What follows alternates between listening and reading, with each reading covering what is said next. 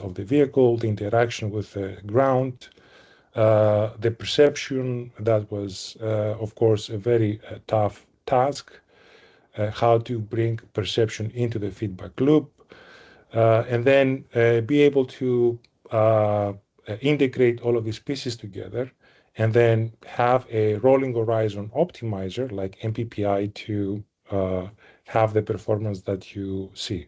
So I'm just showing this video because I just want to show that we are not only a lab where we just do like small cute demos on like small platforms, but we can essentially work on full-scale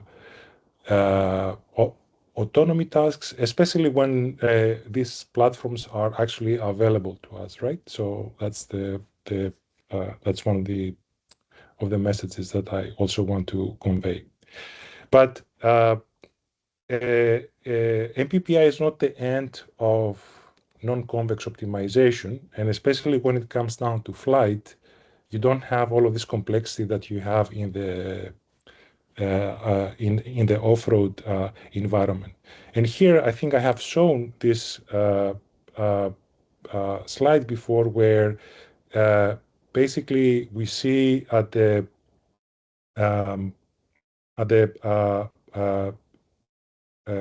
top right is the most like vanilla version of MPPI. In this type of environments, we can see that MPPI by itself, sampling by itself, is not enough to handle with the non-convexity of the environment. So sampling is not enough to get you out of local minima, right? You can end up on dead ends. And so the question is, what is really the methodology that can go beyond just pure vanilla sampling-based techniques that our lab and others have been developing for over the last 10, 15 years. And so here, I want to talk about this idea of creating hybrid optimization mechanisms that bring the best of the two worlds in terms of combining sampling optimization and optimization methods that are more gradient-based. And so the idea basically is very simple, is that you follow, when you start optimizing, you follow some steps based on your favorite gradient descent, first order or second order trajectory optimization algorithm, and you have, let's say, a ensemble of 5 of those trajectory optimization methods, right? So you have essentially 4 copies or 5 copies of the trajectory optimizer, starting from different initial conditions. And then once in a while, what you do is you stop, you check, you pick the best trajectory, you check around you by sampling if there is any better trajectory than that, and then if there is a better spot for you to move on, you move on this space, and then you follow again the gradient-based trajectory optimization. So this mechanism is disruptive because essentially you disrupt standard Newton or gradient-based trajectory optimization every few iterations, and you sample based on the second order characteristics of your landscape to see if there's any better spot to go to. And then if there is, then you go to that spot and you continue to do optimization. And so the question then is, how do we do the sampling? And there's a whole stream of work that we did in terms of incorporating entropy regularization terms in the initial trajectory optimization problem. So this is how you bring sampling into a classical trajectory optimization method.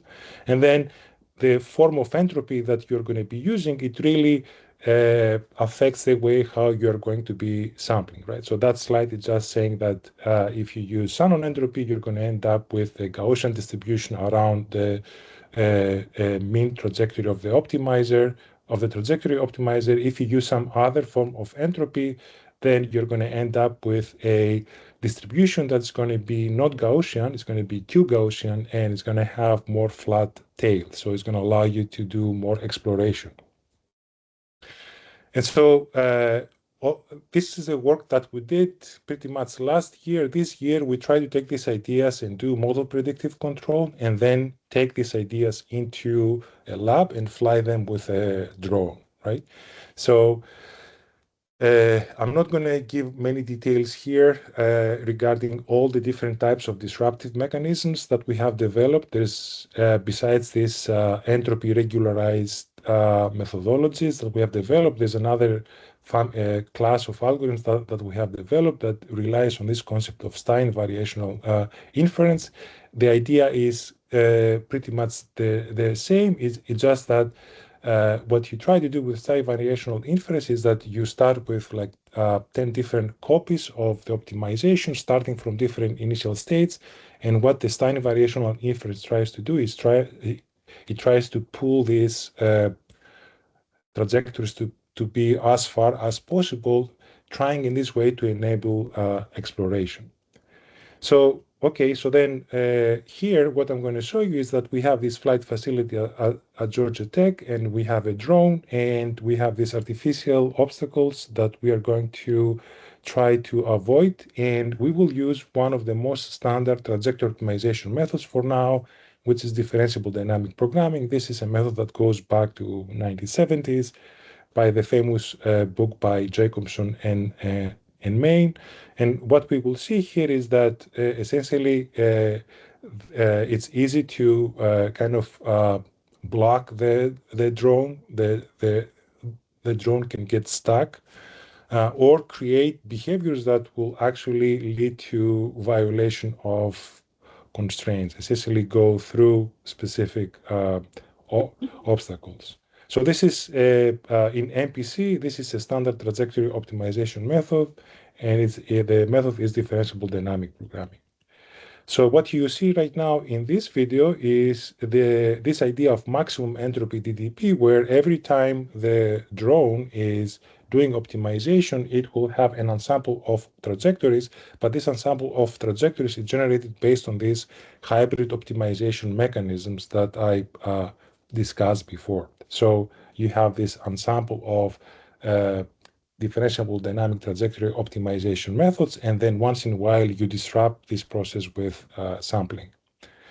And then again, here is another family of disruptive mechanisms that you have in trajectory optimization, which relies on Stein variational, and then you can see the entire ensemble of trajectories generated, and you can see how essentially the vehicle is able to avoid all of these obstacles. We have more videos and more environments to show, and this is going to be essentially a part of a paper that we are going to archive very soon with the title Beyond Pure Sampling, Hybrid Optimization Mechanisms for Non-Convex Model Predictive Control.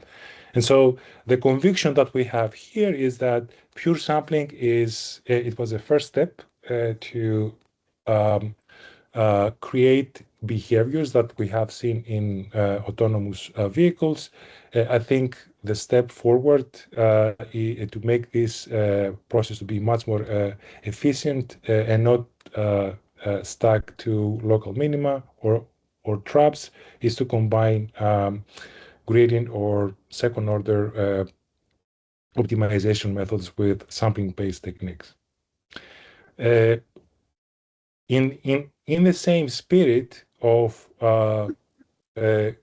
combining sampling-based with trajectory-based optimization method, I just want to put this inequality here on this slide, and to very strong control theorists in the group, I want to say that this inequality was hidden in the stochastic control literature for almost 50 years. So it's not something that we invented. It's just that we use this to be able to derive stochastic optimization algorithms for rolling horizon optimization, and there's and essentially the way how MPPI is is derived is to you have this capability to, based on this inequality, to find this optimal distribution. The right-hand side of the inequality magically is a value function. There's a lot of work in this space that shows that there is an equivalence between value functions in optimal control and free energies. And so this Q star is how your optimal control will look like if you had the optimal control in a explicit way, but it gives you the optimal control in an implicit fashion, probabilistically. And then what we do with MPPI is to say, okay, I can start with a parameterized family of control policies, and I can try to push this family to be as close as possible to the optimal control Q star. And this is how we derive the MPPI. But one thing that we realize is that, okay, you can start basically introducing different information theoretic measures here. And one of the most recent works that we did, which is going to appear very soon, is to use a more proper distance between distributions, which is the Wasserstein Synchron distance. This is a distance, it is symmetric, okay, and what it does is it allows, it makes MPPI to not have mode collapse very soon, which means that it allows stochastic optimization to explore very well and find really good local minima. So that's an alternative approach to handling non-convexity, that it doesn't incorporate the hybrid nature of gradient / sampling-based optimization, but it does incorporate a more proper distance between distributions, which is the Wasserstein Synchron distance. And it is with respect to the Wasserstein distance that we heard in previous presentations, the Synchron Wasserstein distance is a relaxed formulation that has an entropy regularization term. So the bottom line in all of this is that I'm going to show just some simulations for now, is that basically with incorporating this metrics, these distances, you can explore better and do things that just vanilla sampling-based MPPI cannot do. And there are some other videos here to show for other types of systems, but the systems are not so relevant for this presentation. So the last piece is something that we are really excited about it, and I think it all came. It all started from a comment that Kevin Wise made in, I think, our second or third year review. I don't remember very well, and his comment, his question that kind of stuck into my mind was whether or not we can certify trajectory optimization. And I'm not claiming that I understood 100% what he meant by that, because I believe this whole concept of certification is open. But I really took seriously his question, and I tried to think about ways that we could take trajectory optimization and optimization in general methods and try to find out if there are functional representations of optimization, of trajectory optimization. And here is a slide where it says why just optimization is not enough. Like in any place where we do have optimization, why just optimization is not going to be the thing that will work. And so typically what happens in optimization is that you have an optimum that you try to achieve, and that optimum may correspond to a safe operation of a system or an economically desirable operation of your system. And then what happens is that, okay, you start optimizing. If you're lucky, you will end up on that spot. If you're unlucky, you can oscillate. So optimization in general has some fundamental issues, which are typically translated into it takes sometimes thousands of iterations for optimizer to converge. They are not necessarily scalable if you think about swarm systems. They are not generalizable in the sense that you really have to have specialized tuning. And it's really not nice to have to tune an optimizer for every different type of system, every different type of uh, environment. You want something that is able to generalize across environments, across tasks, across scales. And also, there is this issue of local minima and constraint violation, right? And so one may say, why not just use mainstream artificial intelligence instead of optimization, right? So you can pick any system you want that has some form of safety criticality. Typically, you have an optimizer, centralized or distributed, with dynamics, constraints, and objective. Why not taking our favorite imitation learning or reinforcement learning algorithm and just substitute all of this block with a neural network that you train and then say, okay, now I'm going to go and deploy this neural network to the actual real system. The issues with this approach is also that the network has no idea about physics. It doesn't really know the constraints. There's no really guarantee that the network, even though it was trained on data generated by constraint optimizers, that it will not violate the actual constraints at inference times.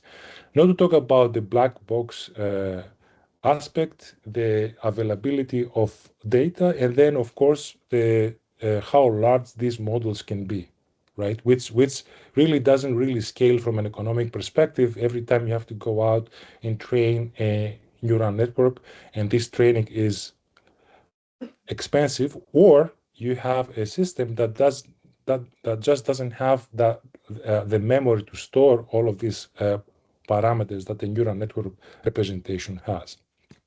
And so what is the solution to all of that? Okay. And the solution to all of that is this idea of deep unfolding, that what it does is to merge optimization with deep learning. So the idea is as follows. I will be very simple. Almost any optimizer, any iterative optimizer, even unconstrained or constrained, can be written into this very general form of a dynamical system with saying xk plus 1 equals to xk plus f, right? And this f can be the gradient, or it can have second order information. If there are constraints, this f can also embed the constraints of the actual problem. And then what you can do is you can unroll the iterations of this optimizer, and then the input essentially will be your initial state. You will have also the types of the objective functions or the types of the actual constraints. And now you can think of every layer of this unfolding structure as a layer of a neural network, with the parameters of the optimizer that depend on every layer to be small neural networks that you design. You design which parameter of the optimizer you want to parameterize as a small neural network.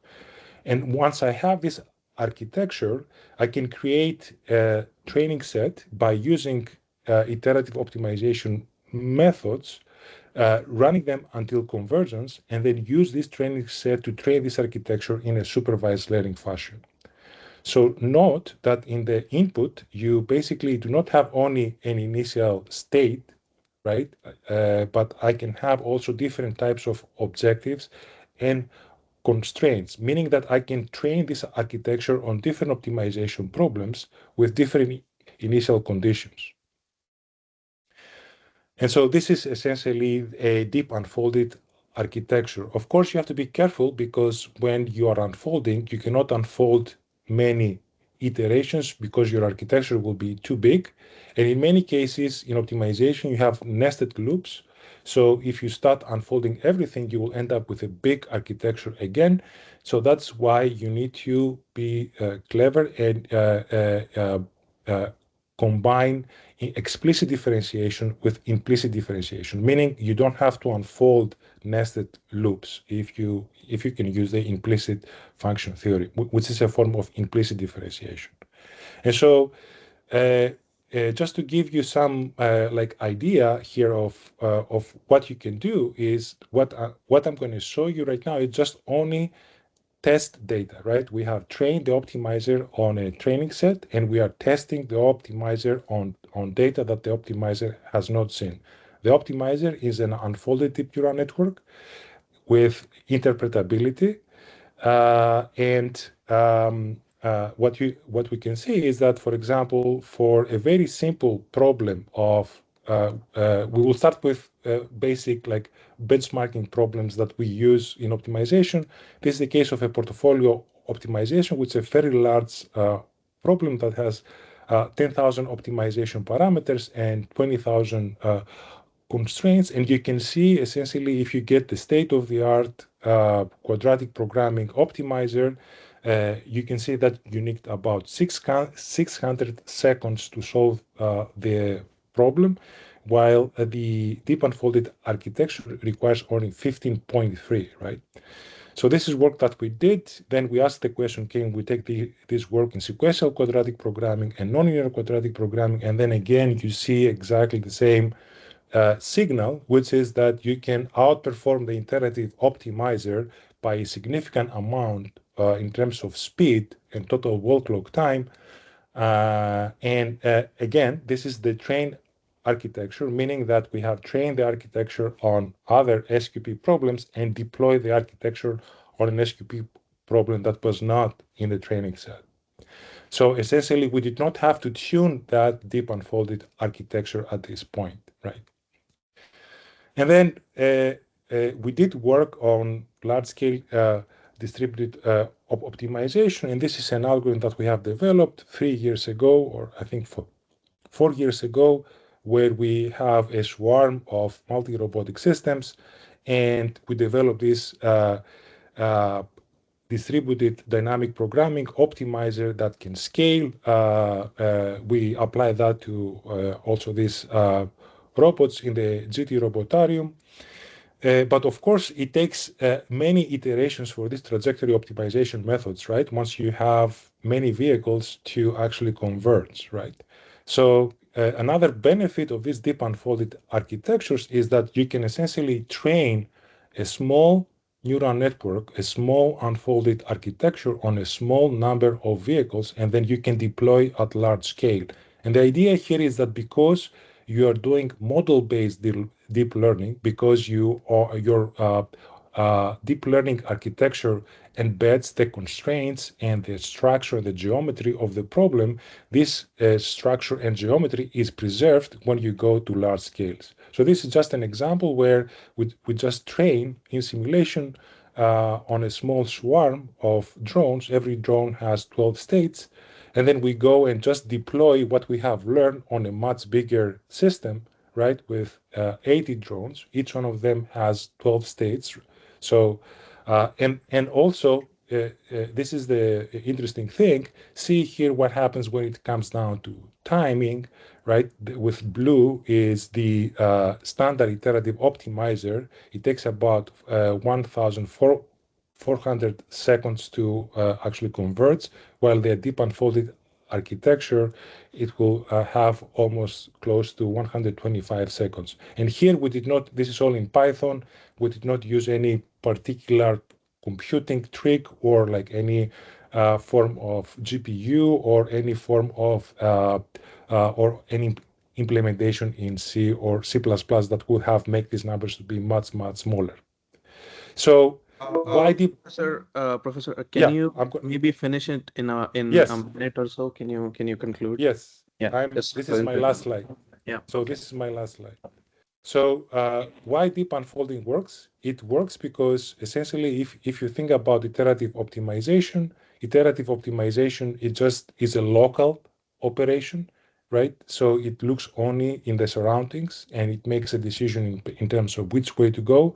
In the deep unfolded architecture, because you are training the architecture end to end, you can learn the underlying geometry of the landscape and essentially speed up the optimization and generalize. So that was my last slide. We feel very strongly about this.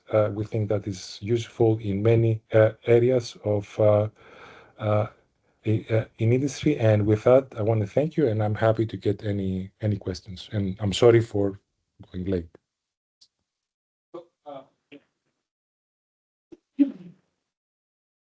Ask the next speaker to maybe set up, and then in the meantime, we can have any questions for Professor.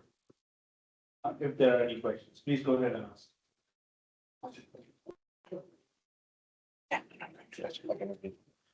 And yet again, the question table. I'm really sorry you're not here.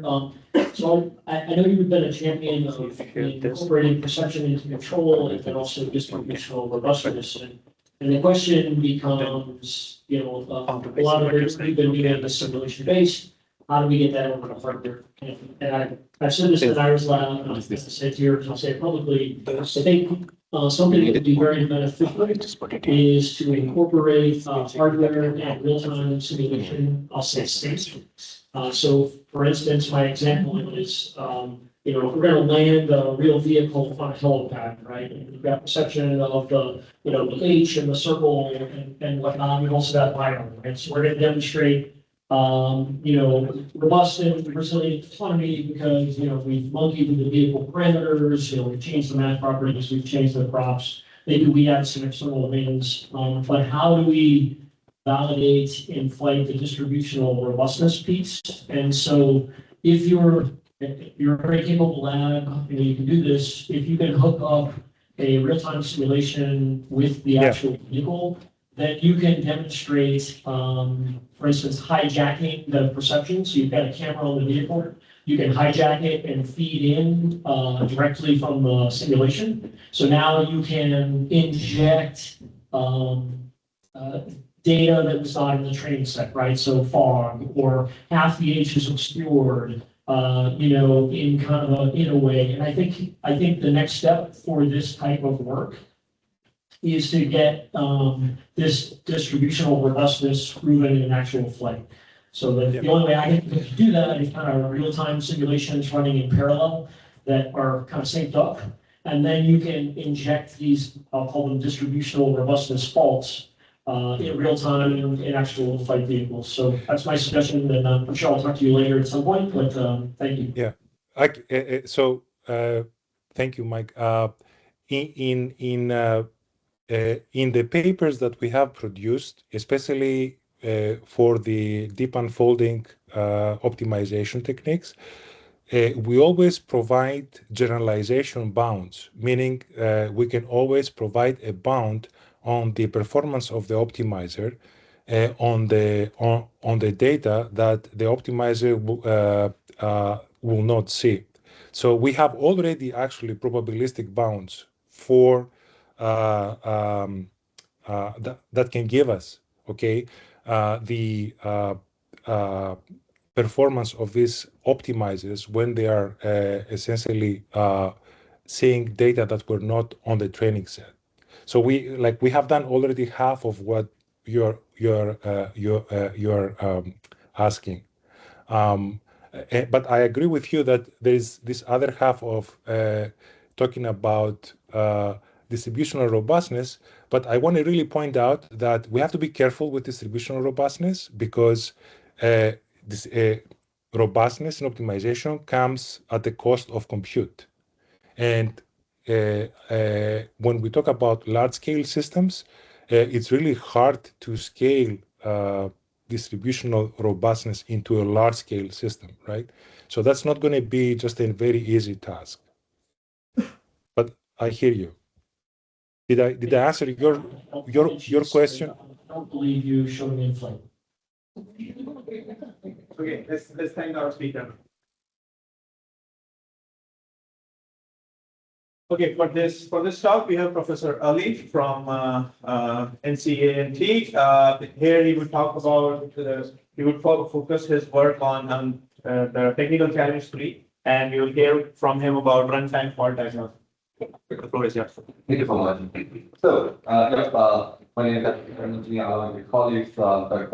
Yannick Raplis and with your Ornick, we will be talking about the developments over the TC3 on runtime fault diagnosis and usability analysis for in-flight contingency management. A short overview of what TC3 is about. It's about basically identifying faults and react to what faults in the sense that identifying the reachable safe and the safe area that we can reach out. So for the diagnosis part of it, we have been adopting two techniques. One, a discrete event-based fault diagnosis, and then the other one is continuous value fault diagnosis sampling-based approach, where my colleague Yanis is going to be talking about. Then the collection of these inputs will be provided to runtime reachability analysis, where Mercury is going to be talking about it. So that's the big picture. After my talk on discrete event systems, Yanis and then Mercury is going to be talking about the next parts. So focusing now on discrete event-based fault diagnosis, I try to catch up with the agenda. I have things with the agenda to catch up there. So consider that we do have a plan, and here we consider the plan in the form of discrete event systems, with basically automata theory-based approach, set of the states and events that we do have. And what we are considering here, kind of, we observe the observable events, and the mechanism that we are using is natural projection. So from the observable events, under partial observability, we want to see what are the faults, if any fault has happened, what is the type of fault and where that fault has happened. So to implement this whole strategy, we have been also considering the use case, the one simulator, but we also integrated that one simulator with the aileron the dynamics as well. So we have kind of end-to-end from all the way from aileron to dynamics of the ground simulator, and then connected it to our diagnosis tool, which I'm going to be discussing. So here is the environment that you can think of. So the aileron model, the ground simulator, and then the flight gear for the visualization that we have been using. We have been using two approaches here. One is the model-based diagnosis approach, and the other one is learning-based diagnosis approach. We are considering the events two types, whether they are by nature, they are discrete on-off the structure, or they are not necessarily discrete, they are continuous signals, but once they reach, for example, a threshold or reach a certain, or follow a certain trends, that triggers a type of signal. So for those, we're going to be having a little bit more challenge, and we have been adopting kind of learning-based approach over there as well to identify those type of events. And here is kind of a structure that we have been adopting. There are, when we are facing the continuous value signals, whether we have been adopting a threshold approach, or we have been adopting machine learning techniques to identify the faults. We have been considering two types of faults, whether it is jamming in the aileron or it is a power failure in the aileron. And here are a long list of events that we have been, and I don't want to go through all these tables, the events and the thresholds that we were supposed to identify. Some of the events are observable, some of them are unobservable, and more importantly, the fault, we were assuming that it is unobservable. If the fault is observable, that's a trivial problem, of course.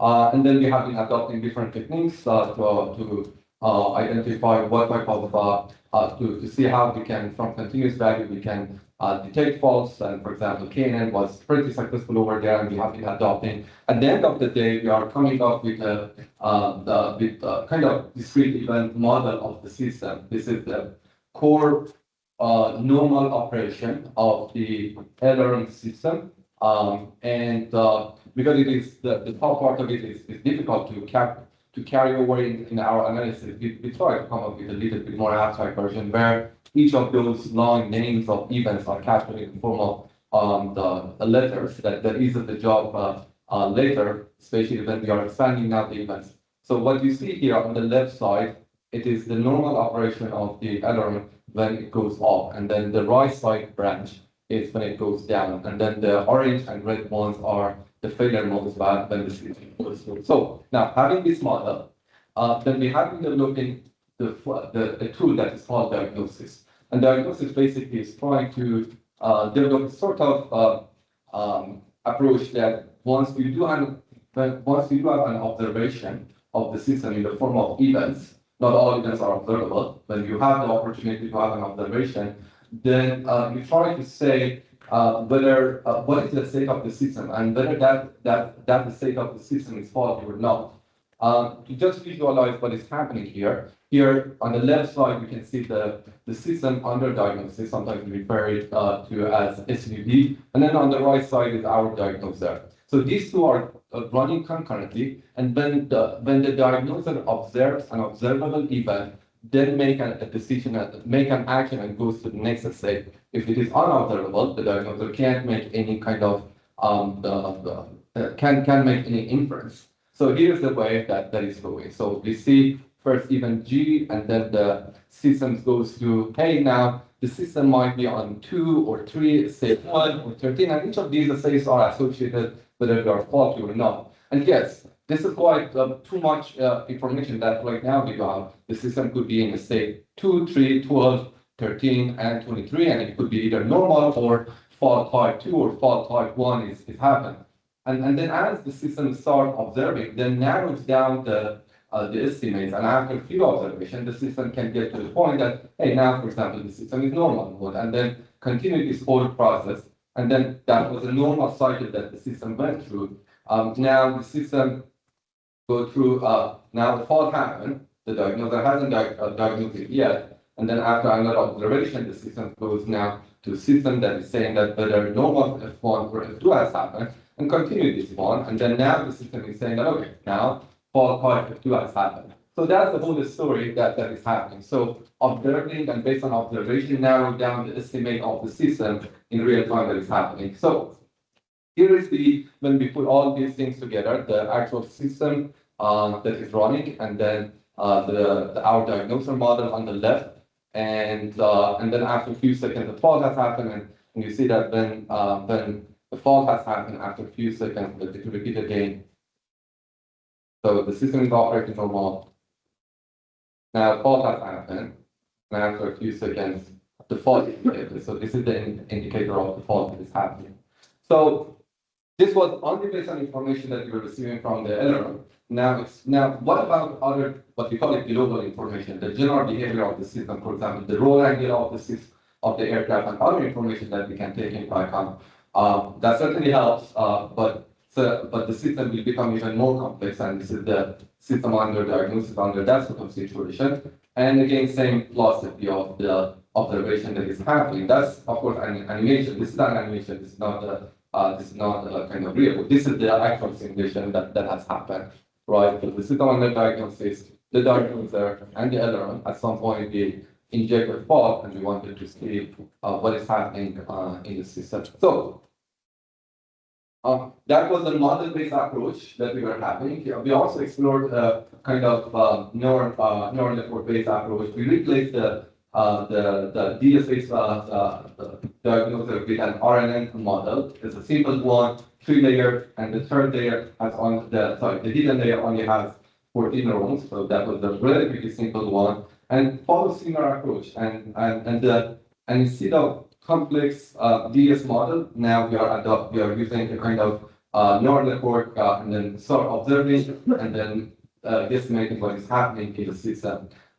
So much smaller memory size and runtime the computation, but of course the training is a challenge. And we use it for the Guam simulator in our Guam LRM model integration, and we received more or less similar performance. Recently, we also have started the graph neural network, adopting this is the early results that we were having, representing the system in the form of a graph, trying to have feature extraction, graph learning, and then and finally trying to identify and classify the faults that are happening in the system. And we got pretty nice results yet. So I don't want to go through the details because we don't have yet did apply it and integrate it into the system. And so we'll be happy to share more results after perhaps once we finalizing our solution. It was just a heads up that hey, this is another thing that we are also exploring. So in summary, the model-based, RNN-based, graph neural network-based models, the complexity, under model-based, well, the complexity is fine. That's exponential complexity that we do have there, but certainly it does, you are not dealing with the training and if you do have great insight from the system that might work pretty well, still the runtime, the computation is a little bit challenged. And in contrary, the RNN-based or GNN-based proved to have a little bit very lower computation costs, and especially runtime computation and memory side. But in general, it's the training is a challenge. Another method that we have been exploring was the learning-based approach, and this is quite interesting results that we have. Imagine that we don't know the system, and rather than start training the system and providing the training sets or whatever, we adopted a method that is called LSR learning, and this method is kind of inquiry-based technique. And what the system is, what our technique is doing here is trying to look at the data that is available to the system and try to say that, hey, I see that particular pieces of the information is missing. So the system makes inquiry to us and to an oracle or to an expert and say that, hey, I missed these pieces of information. And then through an iterative process, make the whole information about the system complete, and at that time we do have a diagnoser. So that was one method that we applied. But then we also deal with another problem, which was the previous case was when the system is completely unknown. What if the system is partially known? We can have two strategies: ignore all information that is available to us and treat it as if we go all through the sequences of inquiries and try to build the complete knowledge. The alternative part that we adopted here is to first leverage the information that is available to us and start learning the missing part. So learning the partially unknown, partially known system. And that's the kind of recent results that we were having. And we were trying to apply as a kind of use case to the HVAC system where part of the system was unknown during the operation. So thanks to ULI program, as Mary mentioned, initially we just recently received funding from the CDUT to establish a Center of Excellence on UAM and UAS operation. So that's one of the activities. And then the other one recently, we have been working with Boeing and coming up with kind of contingency management, but not necessarily from the aircraft health monitoring, from the risk on the ground, and say that, hey, now based on the risk on the ground, population, traffic on the ground, and then knowing that the fall has happened, which is not immediate, you don't have to necessarily land the aircraft in next immediately. You have enough time, but you may not get all the way to the destination. What's going to be contingency management in that situation? Publications of the team, the credit goes to the team, and here are the team as known, future student, Milad and Megasta and Jose, as well as Wendell, were the team, but also would like to thank the teams, particularly under TC3, Yannis, Melker, students, Vincent, Hamza, Taha, and another team members. It has been great opportunity, thanks to ULI program, Naira, and the entire team. To be stopping here, and if there is any question, I'll be happy to answer. I think Asmod of the difficult questions, I'm happy to ask you on the call, but it's easy one I can take them here.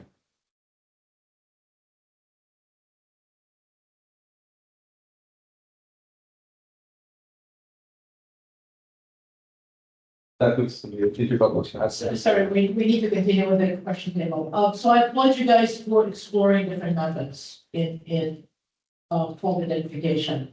What I'm curious about, especially on your last one, right, where you're saying, hey, we know the model partially.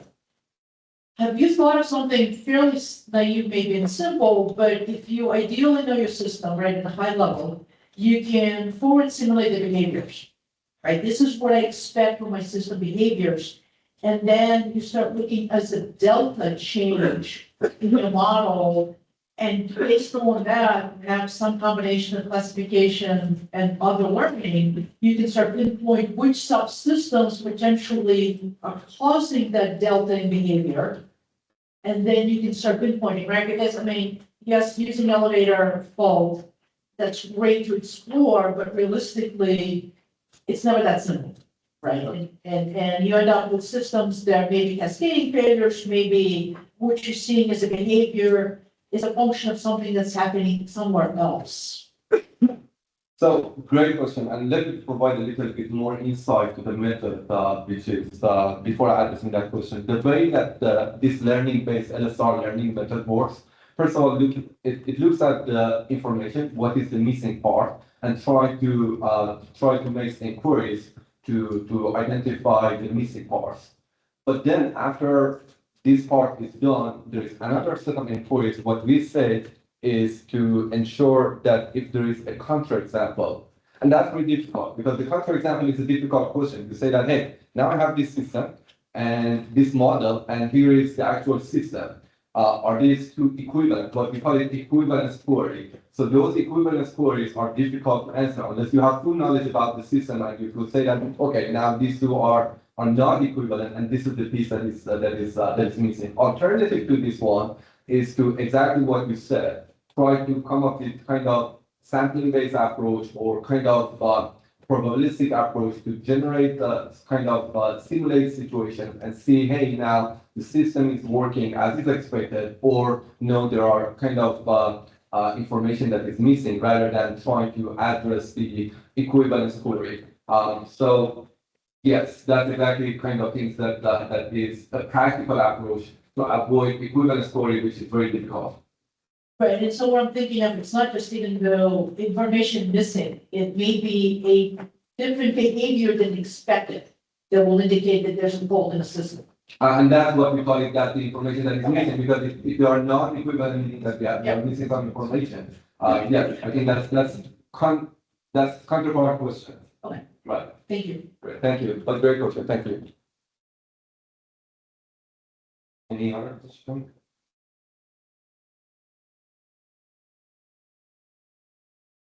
Okay.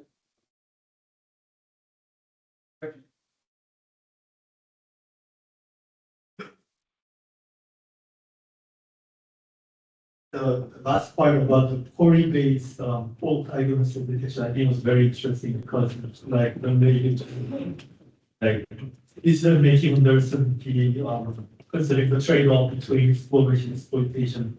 Maybe can you introduce a bit more your current insight of this? Could you repeat again the question? Sorry, I didn't catch the question. So it looks like the problem that you're looking into is this amount of information collected is very important. So maybe you have good insight from this real problem. I want to hear about it. So connection from the previous statement that you mentioned about exploration and exploitation, it's not exactly that sort of approach, but it's very similar. The system does make that kind of looking at the information, if the information is complete, and try to mathematically put the information together and say that, hey, now there is no inconsistency of the information, and all kind of based on the current information, if you have all pieces of the puzzle together. If not, then it makes a query to an oracle. So that's relatively manageable and easy part. The more difficult part of it is now after, from my limited, the system say that from my limited observations and the information that I do have, the system is complete. But is it equivalent to actual system? That's the difficult part of it, where Ari was suggesting, and that's exactly the practical approach, that the system start generating sampling-based or kind of probabilistic approach to generate some sample scenarios and see if there's a mismatch. And if there is a mismatch, then that's the time that the system identifies the new set of information that should be added. Thank you. Great. Thank you.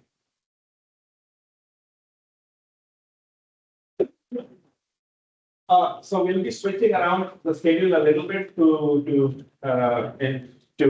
because of some constraints on the local speakers that we have. They have teaching engagement. So we'll switch the schedule around a bit. Go ahead. Hi everyone. Our next speaker is Professor Srinivasa Salapaka. He's a professor in the Department of Mechanical Science and Engineering at ULI. His research focus on control, dynamic systems with application in combinatorial optimization, data clustering, and power systems. Please welcome our next speaker.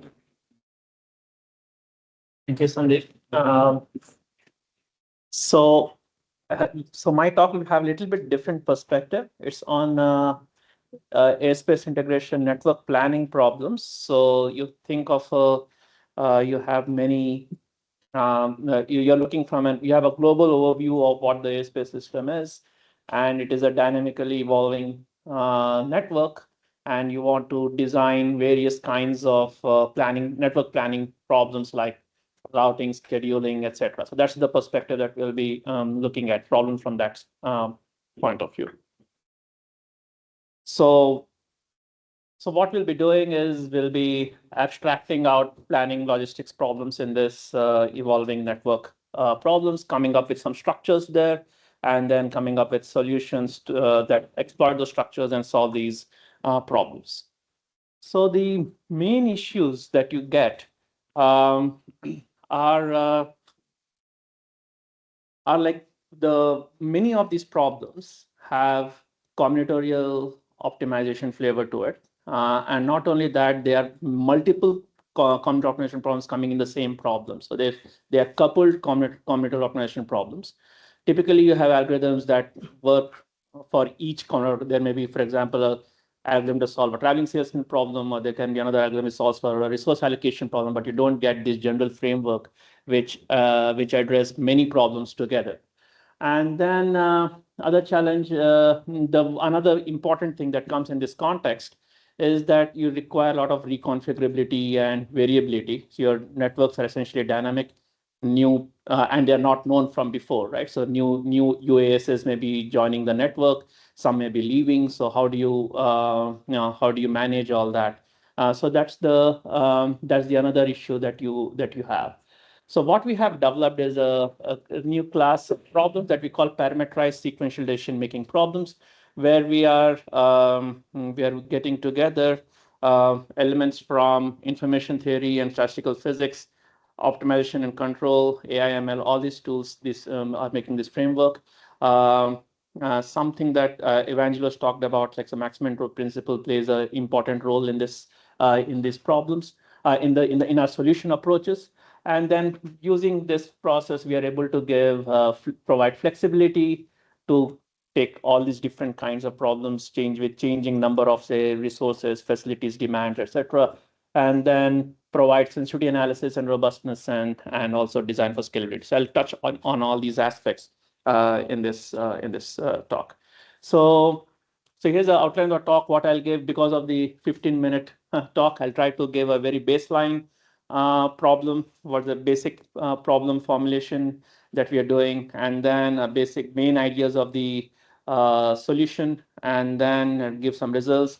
And then we talk about how we are going for scalability, etc., and the extensions that we have done since the last annual review.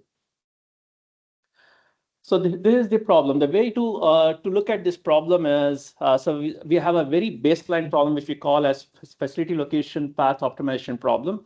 The way you visualize it is like the shortest path problem. So you have those kind of a sequential paths that we see in MDPs and dynamic programming.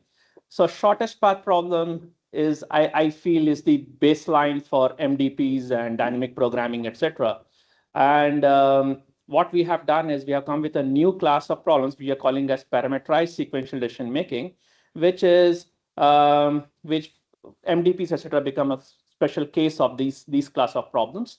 So here, what's happening is it has got a very similar feel to an MDP kind of a problem, shortest path problem.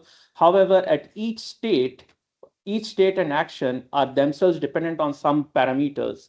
And underlying optimization problems require minimizing not only with respect to the policies, which are given by here eta, but also these extra parameters that you have, which is this y. So you have, so these are, so if y's are fixed, you get usual MDPs, but now you have got these problems. Yeah, so so this is an appropriate level of abstraction. It takes care of a lot of the network planning problems that come under. So many like routing problems, scheduling problems, etc., can be written in this framework. While this is not too generic, and it gives you where it has got, we have some structures here that we can exploit to make things fast. So main idea about the solution procedure.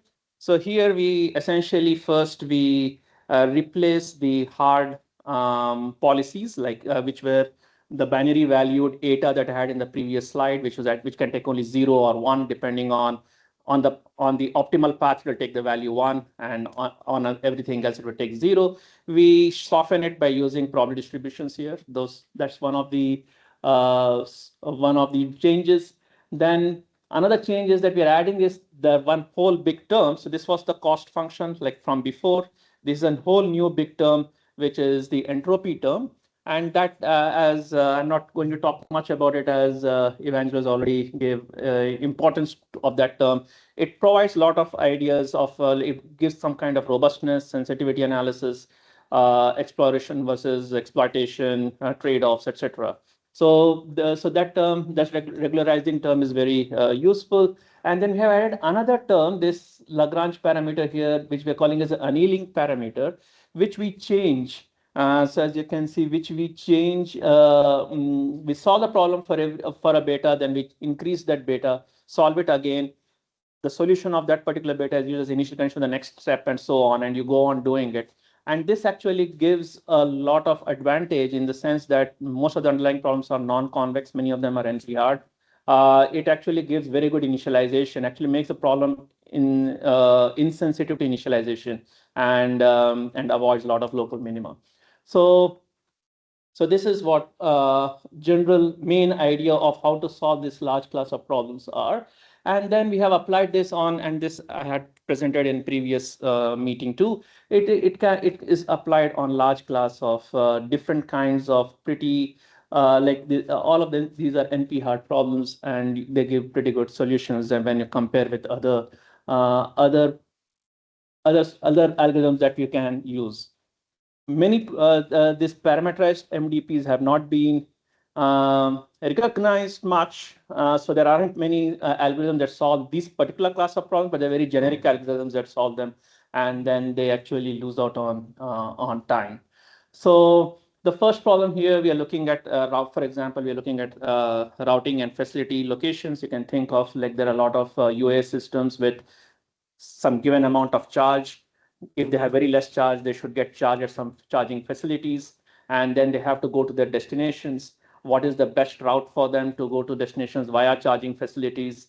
And then also, suppose we have an idea of where the usual history of all these flying agents, then where to put these facilities so that they are optimally placed. So this is a facility location. This is a network planning problem. You can have the same problem, for example, with scheduling and routing with congestion avoidance. Here you are having the same kind of setup, but now, for example, the charging facilities are fixed. Now you want to talk about how to schedule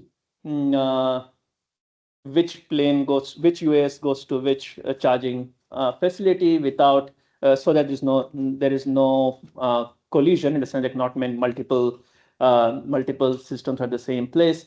And at the same time, they're getting charged always, and they have the minimum time, weighted minimum time is minimized. And here you have, this is a problem called job shop scheduling problem, or basically you have multiple UAVs with multiple missions. You can see in the top so basically you have a precedence of missions to be done. So you want to go to facility 1, then 3, and then 5, something like that. And at each facility, you have got some kind of, say, how much time you're spending, the dwell time is there. And now you have to arrange these jobs over these missions over the entire thing, so the total time is minimized. So these kinds of problems, so all of them fall into that framework that I talked about, and then we can solve them using that. Not only that, we can add many more constraints also on it. So for example, we can add, here I'm taking a simple, say, classification clustering problem. And then basically, sorry, the same facility location path optimization problem that I was talking about. And then here we have some constraints on the first one, like link or edge constraints. So amount of flow on any edge or some particular edges, I have given some bounds on them. And so you can put those kinds of link capacity constraints or facility or like on the nodes, you can put capacity constraints. Here I put some constraints on the topology. For example, here I think we have put the constraint that every facility can receive flow only from maximum of one another facility. So you can put those kinds of topological constraints. And then also this gives you this problem formulation gives almost for free sensitivity analysis with respect to, it gives you how the cost function changes with certain with any of the network parameters. And for example, here we have that the blue sensors are less sensitive. Even if I replace them or remove some of them, it won't cause a big change to the routing solution, while the others they do at a different varying degrees of thing. And then we can also include robustness. If we have some kind of distribution that tells you about the uncertainties, then we can include that into the cost function and take care of that. And well, we have done this for relatively large problems, but still we need to expand further, and I'll talk about that more later.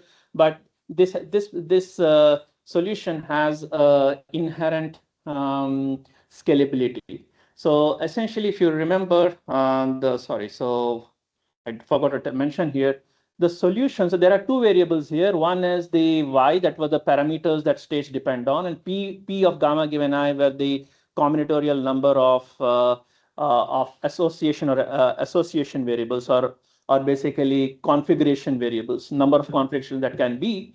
And actually the configuration probability thing comes out, actually you get a closed form expression for that in this setup, and this is the Gibbs distribution that Evangelos was talking about. And so that's very useful because it reduces the number of computations by a lot. We already know the solution to a large number of calculations. So what we have been doing, so quickly I'll go over what we have been doing more lately is constraints. So we are now expanded the kind of constraints that we can include into this framework. The previous idea we were doing essentially adding Lagrangian, adding some Lagrange variable, and then including the constraints as penalty. Because of that, I mean, not always the constraints were getting satisfied, and also the solutions were very sensitive to how you choose the Lagrange variable.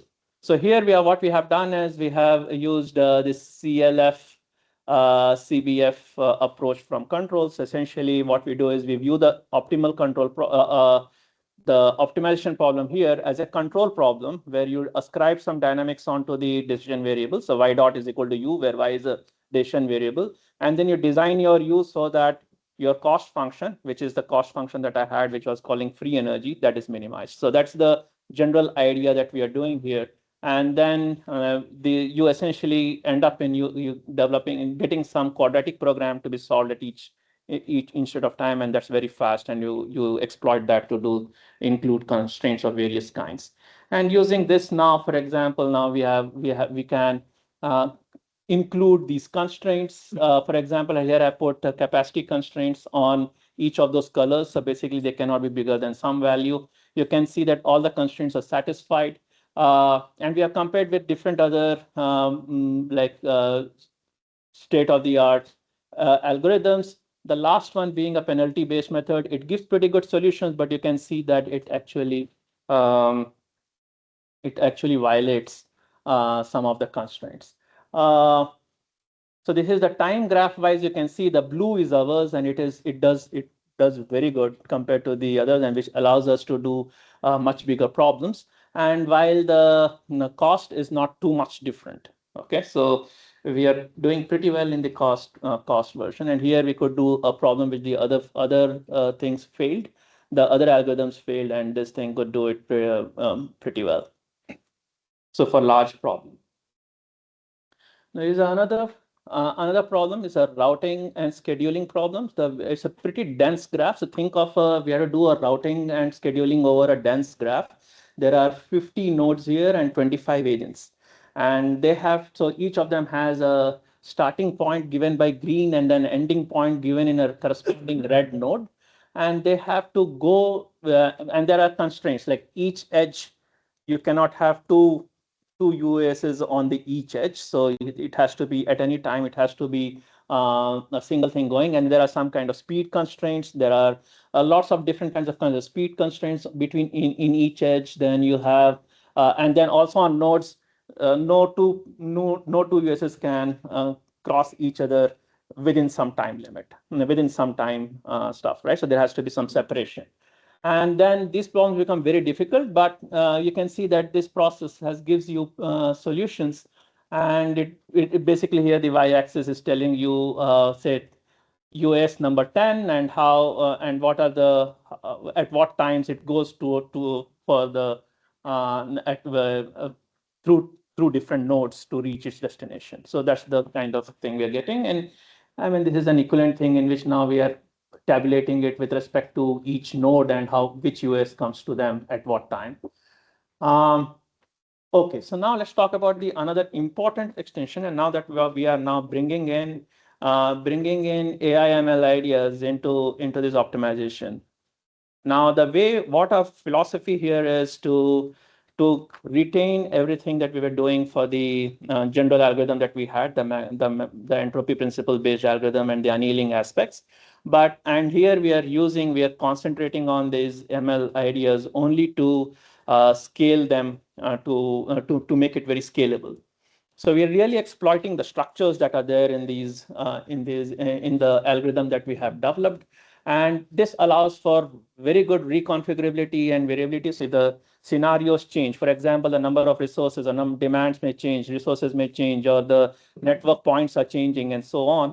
Then it can easily adapt because we can very quickly do reconfiguration things.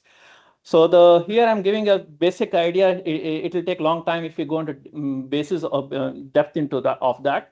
So what we are doing is what I want to show there is like an example of these kinds of things where, for example, in the computation. So these are very important computations that happen in our algorithm, where here gamma corresponds to a path. So there are like exponential number of gammas, number of paths in between two, say, in a network. And calculating of this distribution requires summation over all that kind of paths. So this is a very, very complicated and very high intensive calculations. And then for calculation of the resources, you require some kind of a gradient, and which requires this distribution to be computed. So what we are doing is we develop something called shortest path network, which is independent of the problem. You give me any problem, any geometry, any number of resources, etc. We can compute the something like, say, first 20 shortest paths for a particular for some given parameters. And once we have that, we can calculate these things much faster than what we were doing before. For example, these calculations were exponential with number of facilities in the previous problems, while now we are making it while this is like linear in this with our architecture for the deep neural network. And then now we can solve much bigger problems. You can see now we have increased from around 20, 30 to 200. We can do even much bigger than these. So this is just bigger examples than these look very cluttered and they don't give any idea of what we are doing. Here's a comparison between other different meta heuristics. So you can see that these two are ours. One is which takes lesser time. Another is with more time but more accurate. And but they are almost they're much lesser than what other in cost wise as well as in time. They are much better. And this one is actually a branch and bound. Gorobi is a software that takes very long time, but tries to give an accurate answer by gridding up the entire place and doing excellent. So So we are continuing on these aspects and actually developing, getting more into coming up with structures on the AIs, which very well aligns with our MEP-based algorithm. And all this work was done by the students. And thank you. If you have any questions.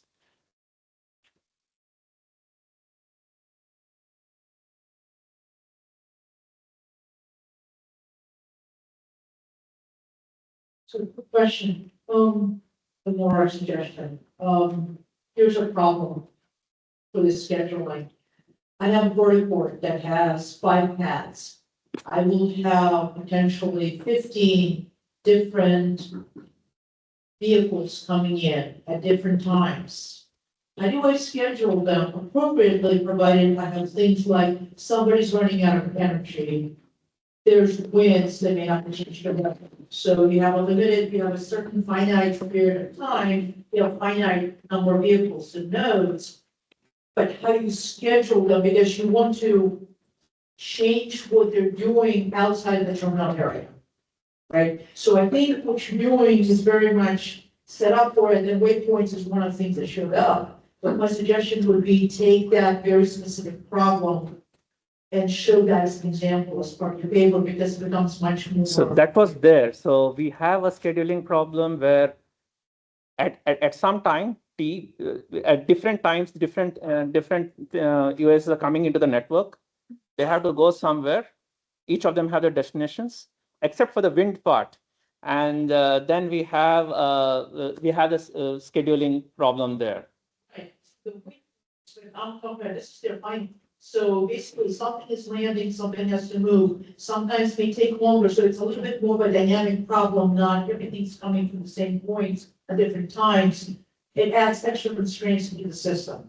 Yeah. Okay. And can you handle that where constraints may not be system-wide? Some of those constraints are individual agents. Yeah. Yeah. So that can be.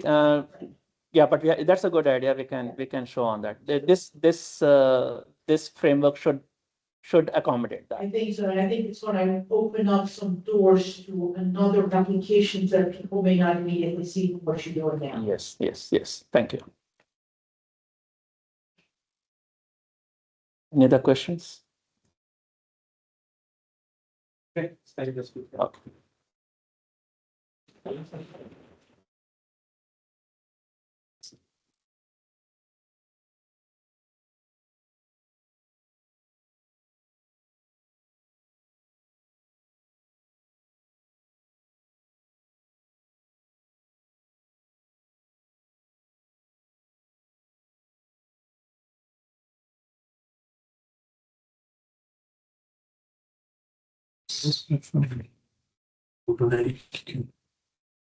Yeah, perfect.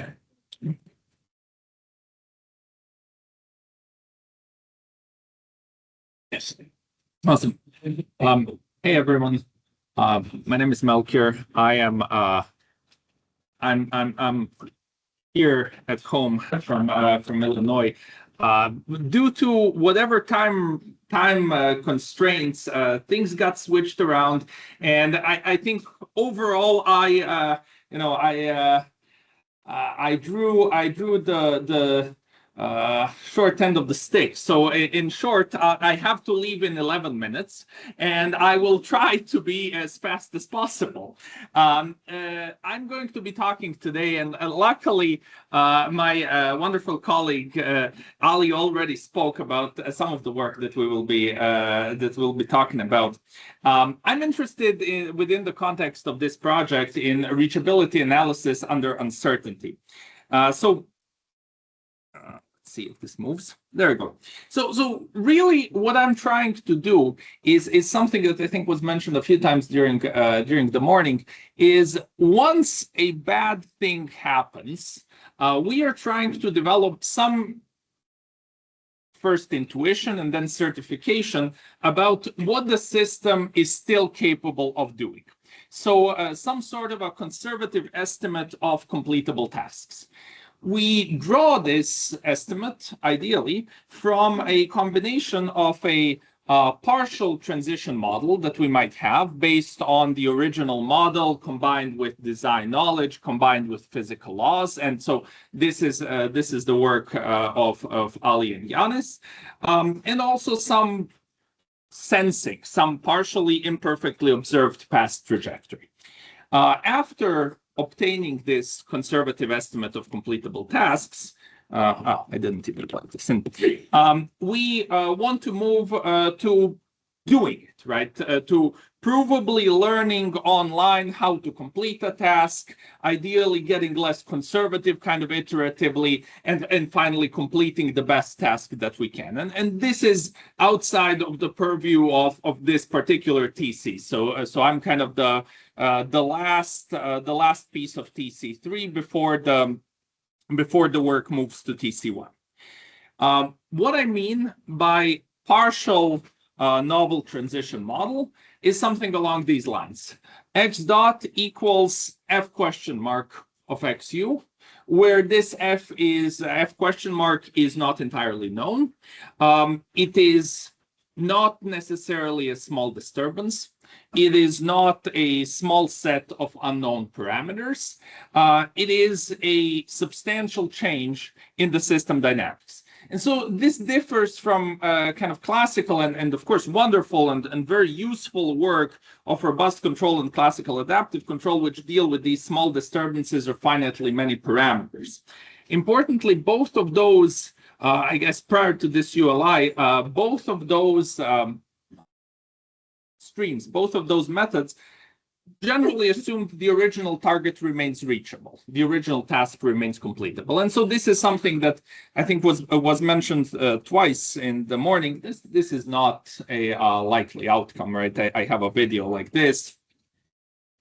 Hey, whatever this airplane was planning to do, it's not going to end up doing it. These were RC airplanes, and so after such a substantial change in dynamics, the system can almost certainly no longer use the same control law to reach its target. It might not be able to reach its target using any control law. And what we're planning to do is figure out what the system is certifiably capable of doing.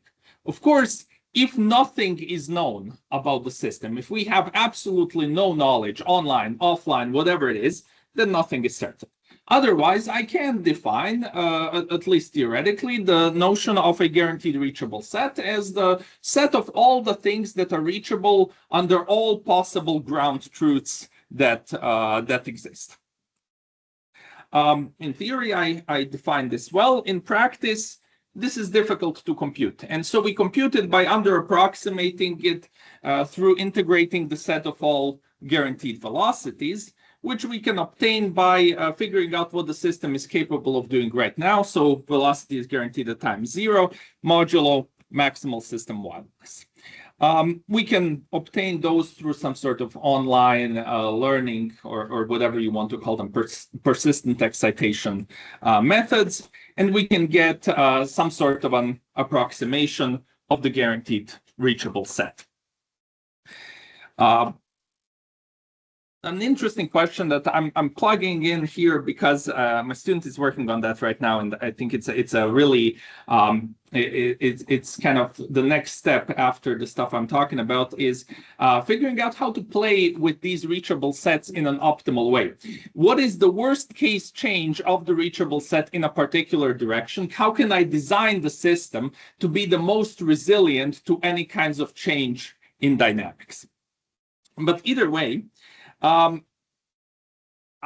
would like to use this tool to certify what is possible. And for the rest of this short talk, I want to talk about some of the roadblocks that exist and some of the work that is still necessary to perform. So I'm talking about here this persistent excitation, online learning, things like that. In an aviation reality, urban aviation reality, sensors are not perfect. We might not know these vague theoretical notions such as the Lipschitz bounds on changes of dynamics. All the guarantees that we are able to perform are only a short time, are only available for a short time. However, we do know more about the structure of the dynamics. It is not that the dynamics just come to us out of nowhere. we have some sort of a partial model. We have opportunity for partial system ID, for fault identification, for kind of comparing the nominal system to what we're seeing right now along the lines of what Irene was mentioning. And so we should use this to get better results. And so this is where the collaboration with other folks from TC3E comes from. We can get some design knowledge. We can get knowledge of physical laws.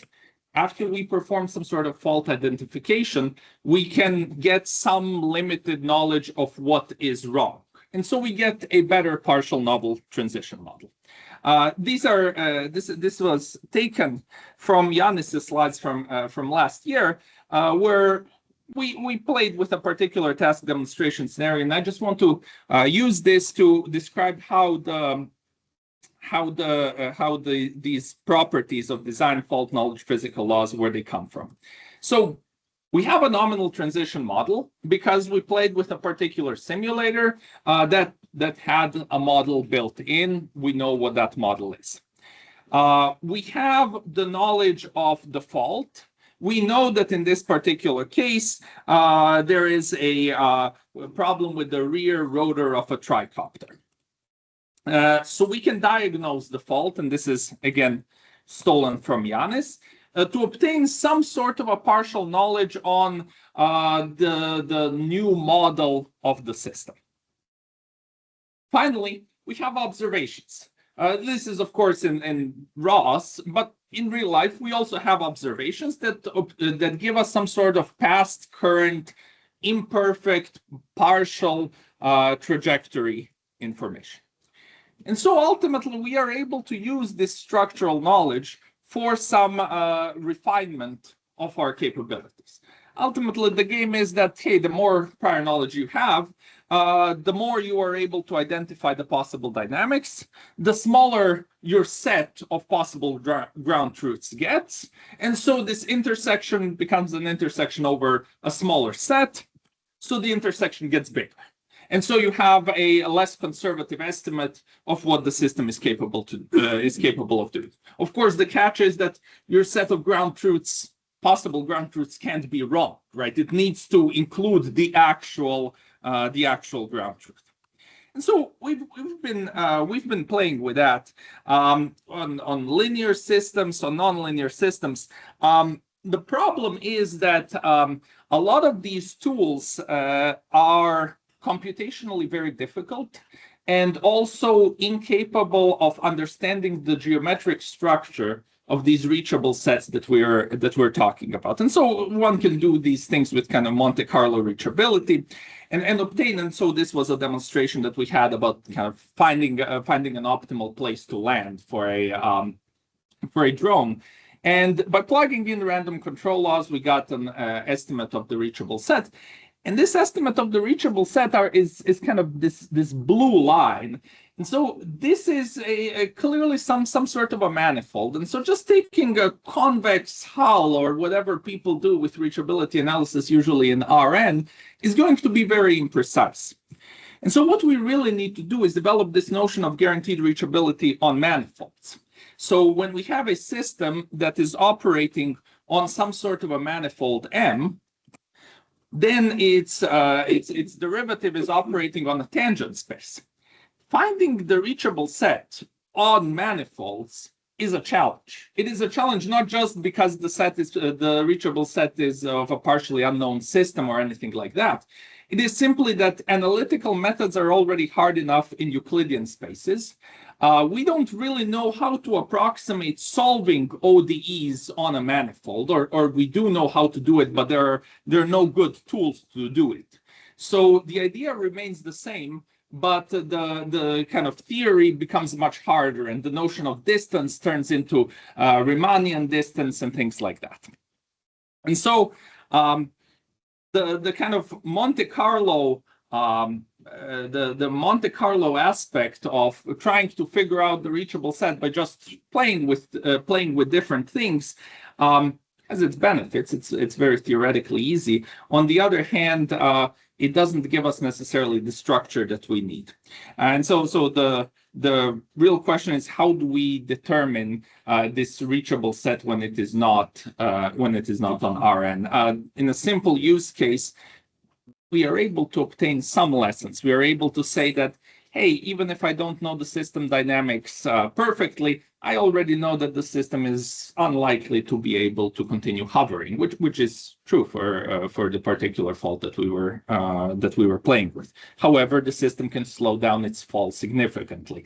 To get more insights, we need to build more of a mathematical structure. And so I'm of course very happy to continue working on this with my students. Taha graduated recently. A lot of his work is on there. Rishabh Das is a new student who's starting to work on some of this reachability analysis aspects. I did it in 11 minutes. I'm so proud. Please don't ask me any questions right now because I need to run across campus, but I will be here, I promise. Thank you.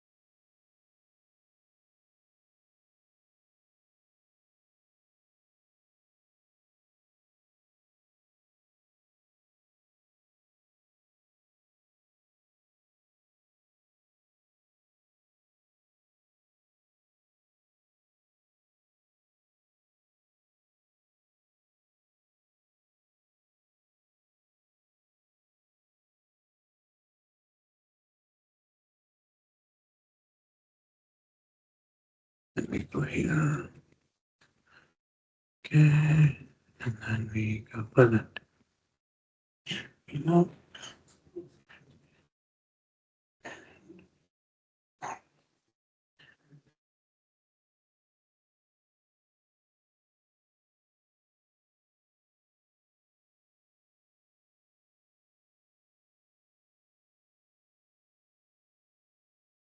You have any time now? Yep, okay, all right, after this somewhat of an interruption and some schedule change, we are hopefully back on track, and we have Professor Yanis going to present his work under EC3. Hi everyone. So I'm gonna start with a brief description of what was our TC3 all about, at least from my perspective, and some of the things most likely have been already discussed by my colleagues Ali and Melchior. So I mean, the core idea is and the core goal of TC3 is inference under uncertainty for guaranteeing or assuring safety for autonomous advanced air mobility, and which is also amendable to real-time processing. So the approach that we followed, and I gradually going to elaborate on that, is sequential Monte Carlo simulation methods for state estimation, with the dual capacity of doing fault diagnosis for nonlinear systems.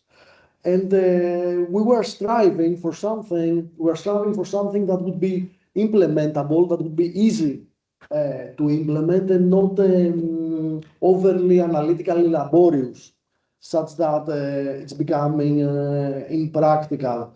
So I'm just gonna try to avoid the cliches here, but fault diagnosis for advanced air mobility, aerial mobility, is kind of a special, if I can call it, task, in the sense that it requires early fault diagnosis, you're having only seconds or even milliseconds to react and switch controllers or switch your decision-making practice. You're having sensors which are highly infested by noise.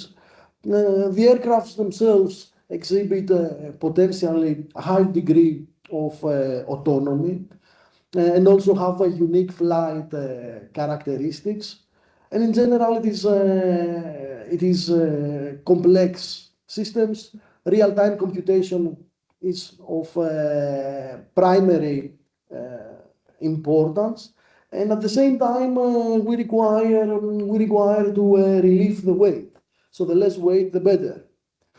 And a little bit about, to my perspective at least, from where we are coming from when we were initially discussing about this project and what we're going to propose.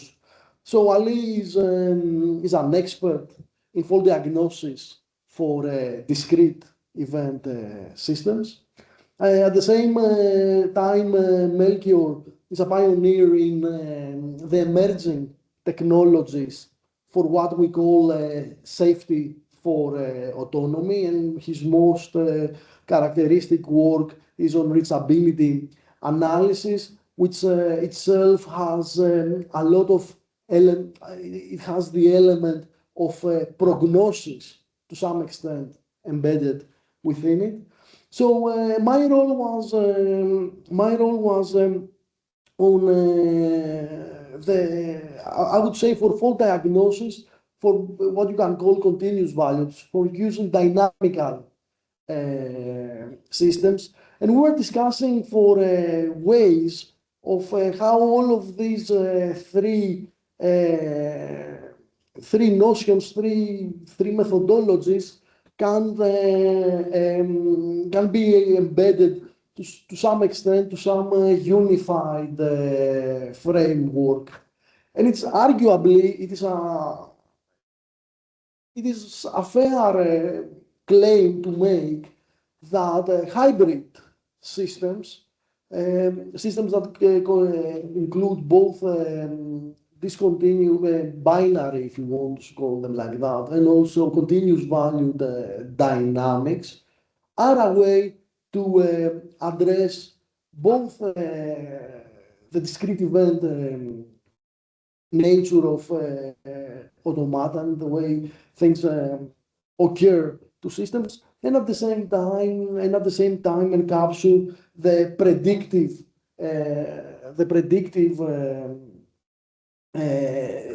capacity of a decision-making system.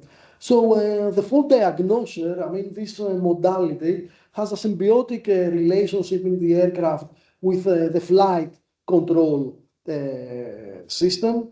Essentially, it receives noise-infested measurements, and it's making the output is a decision whether or not a fault has occurred, such that a higher level decision can take place. Like, for example, if you cannot make it to your targeted vertiport, land to some safety area, and preferably the diagnoser can move as much as possible to the edge. So how it's gonna, like, how is what we are doing looks like? We're using model, so we're using the old notion of what has been referred to as analytical redundancy. In other words, you are trying to substitute as much as possible hardware, like for example sensors, with models. Okay, and at the same time you're having sensor measurements.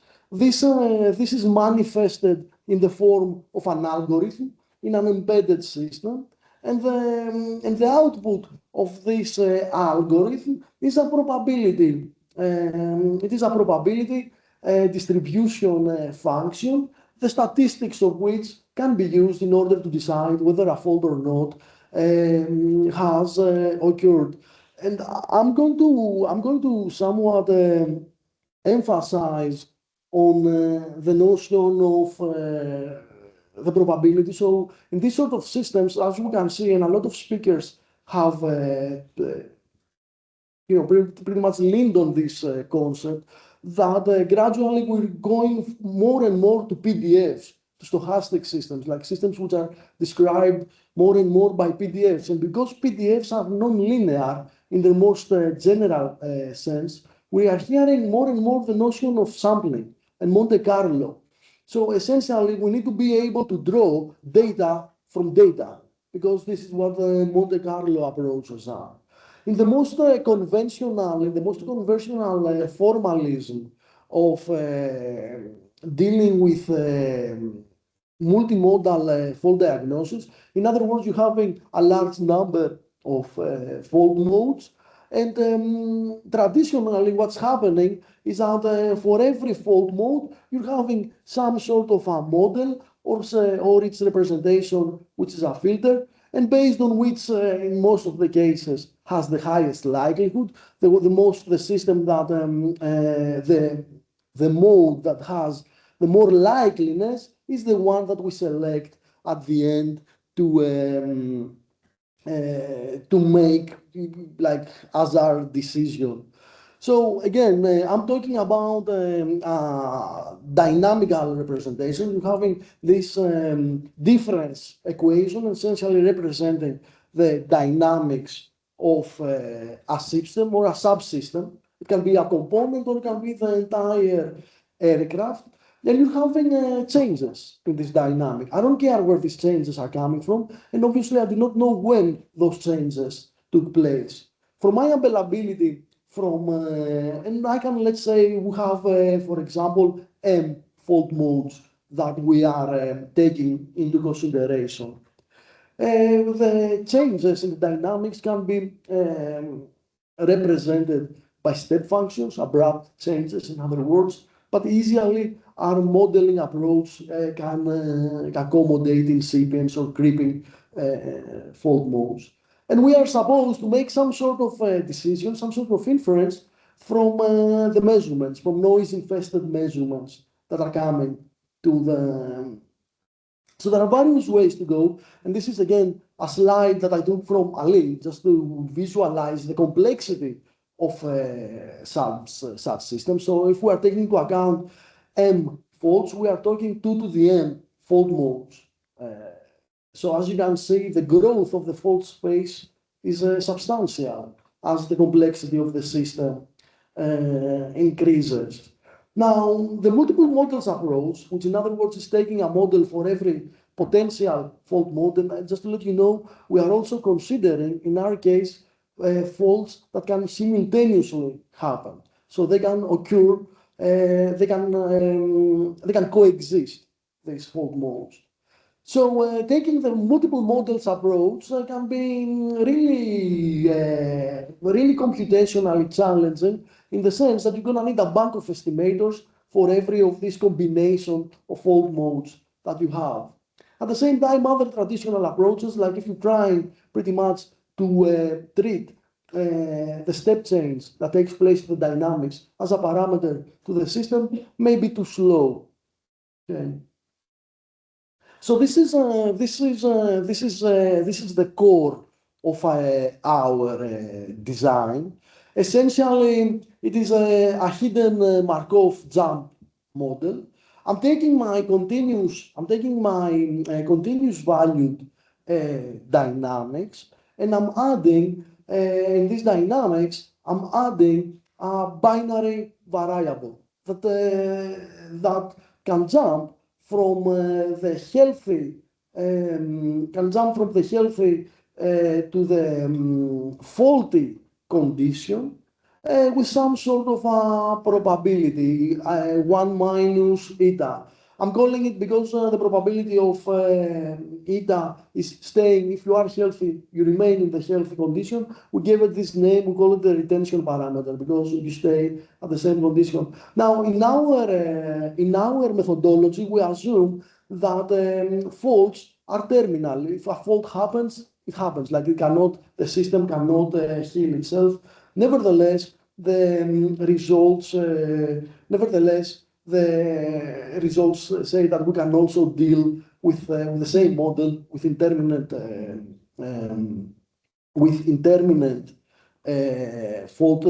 faults, and I'm going to explain why if you are interested on this way. So you're having your equations, you're having this hidden jump Markov model, and somehow you have to implement this estimator.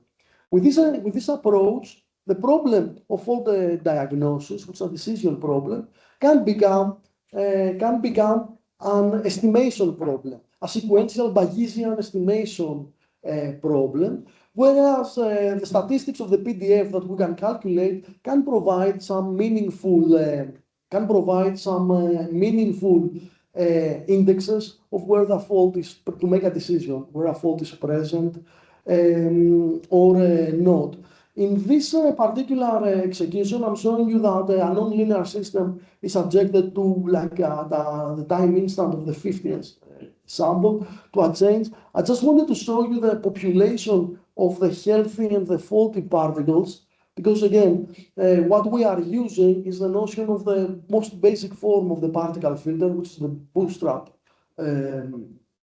filter, and the population of the particles pretty much are driven by the data, which is the likelihood function in this case, to determine which of these two states, whether the fault mode is active or not. The output is the expectation of this very useful binary variable, which provides an indicator of whether the fault has occurred or not, and if it just exceeds 0.5, here I have a more conservative value of 0.8, then the fault has occurred. So we have developed a method, and one of the last tasks that we had to do, this is something that we worked together with Melchior, was to implement it to the mini-hawk. So pretty much what you're gonna see here is that we just only take into account the vertical takeoff of the mini-hawk, and there is a loss of torque in one of the actuators. I believe is the rear one. Again, you need to take into account the fault modes are again loss of effectiveness to the three actuators. What you see here is the simulation results. The vertical line on the right-hand side indicates when the fault occurs, and you see plotted the expectation of the expectation of what we call the probability of failure, which is the indicator that the fault has taken place. So, I mean, in this example, the diagnosis took relatively fast, just a few samples after the occurrence of the fault. And you can also see the gradual mitigation of migration, of particles from the healthy to the faulty state. This is the publications that we did. A little bit of our current and perhaps future work. We're trying to follow right now this data-driven trend. So we're going to this increasingly popular Koopman operator to approximate our nonlinear function f practically from data, with the hope of creating pipelines for fault diagnosis which are much more interpretable compared to neural networks, because you're having within the notion of the sequential Bayesian estimation. It is something that you can explain a little bit better from a completely closed box representation. This is Vincent. This is his DUI picture. He was the graduate student who graduated from this project, and he did the bulk of this work. And what must I say? Thank you very much.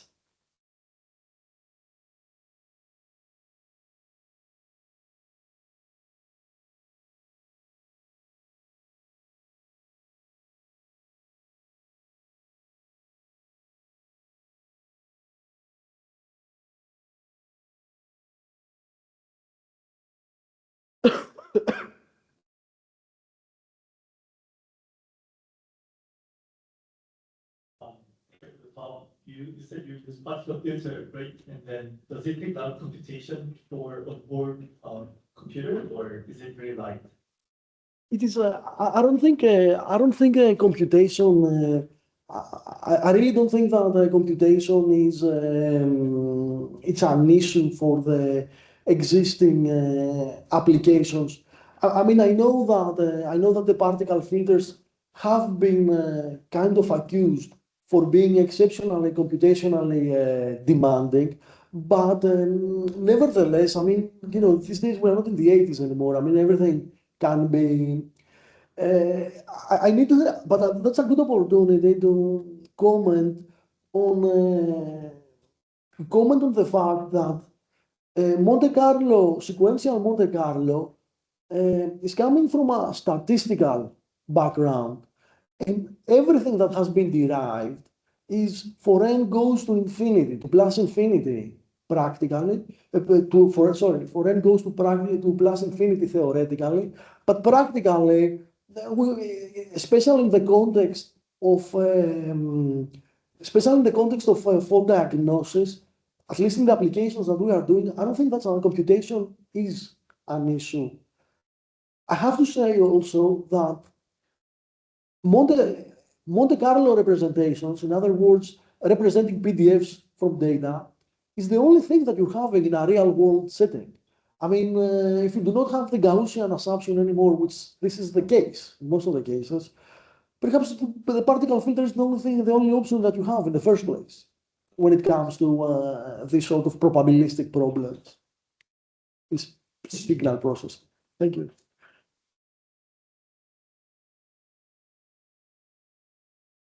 Thank you.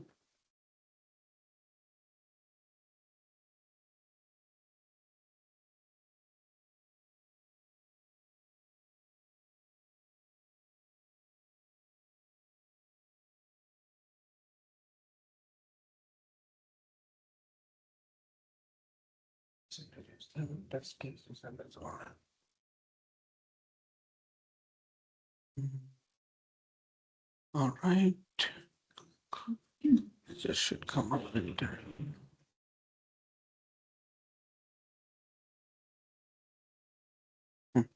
Doesn't. Oh, cancel.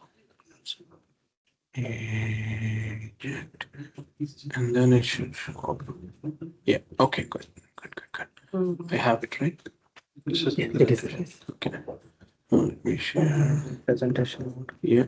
Share window. Yep. And then. All right. Okay. Okay. Hi, everyone. Our next presentation is a joint talk by Professor Petros Vologaris and Professor Yunjin. Petros Vologaris is a Victor Lamont Lockheed professor and chair of mechanical engineering at UNR, and Professor Yunjin is an assistant professor in mechanical engineering at Tennessee Technology University. Please welcome both Professor Vologaris and Yun.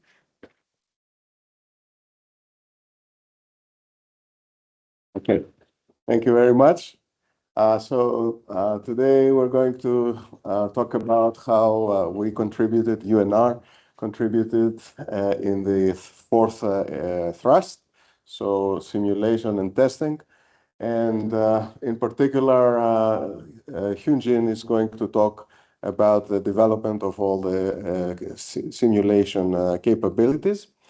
I'm going to just say only one word here in the next slide about how important ULI was in building our aerospace engineering program at UNR, because it was a key contributor to the donation we got from the Gilmont Foundation of 36 million, and that allowed us to go ahead and start the program.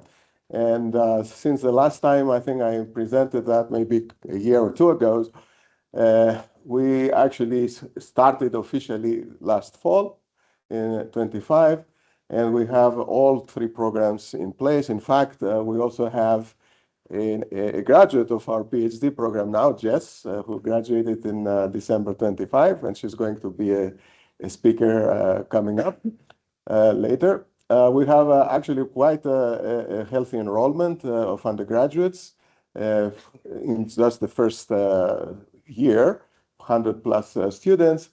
We also had several minors before and still there, 70 students. And we have hired 4 new assistant professors already in the last year and this year. And we're going to have actually some nice openings also for next year, endowed professorships and things like that. So, and all of that, I mean, as I said, ULI was a key factor in getting us this money. So thank you very much. And we are looking forward for more. So Hyunjin is going to talk about the details.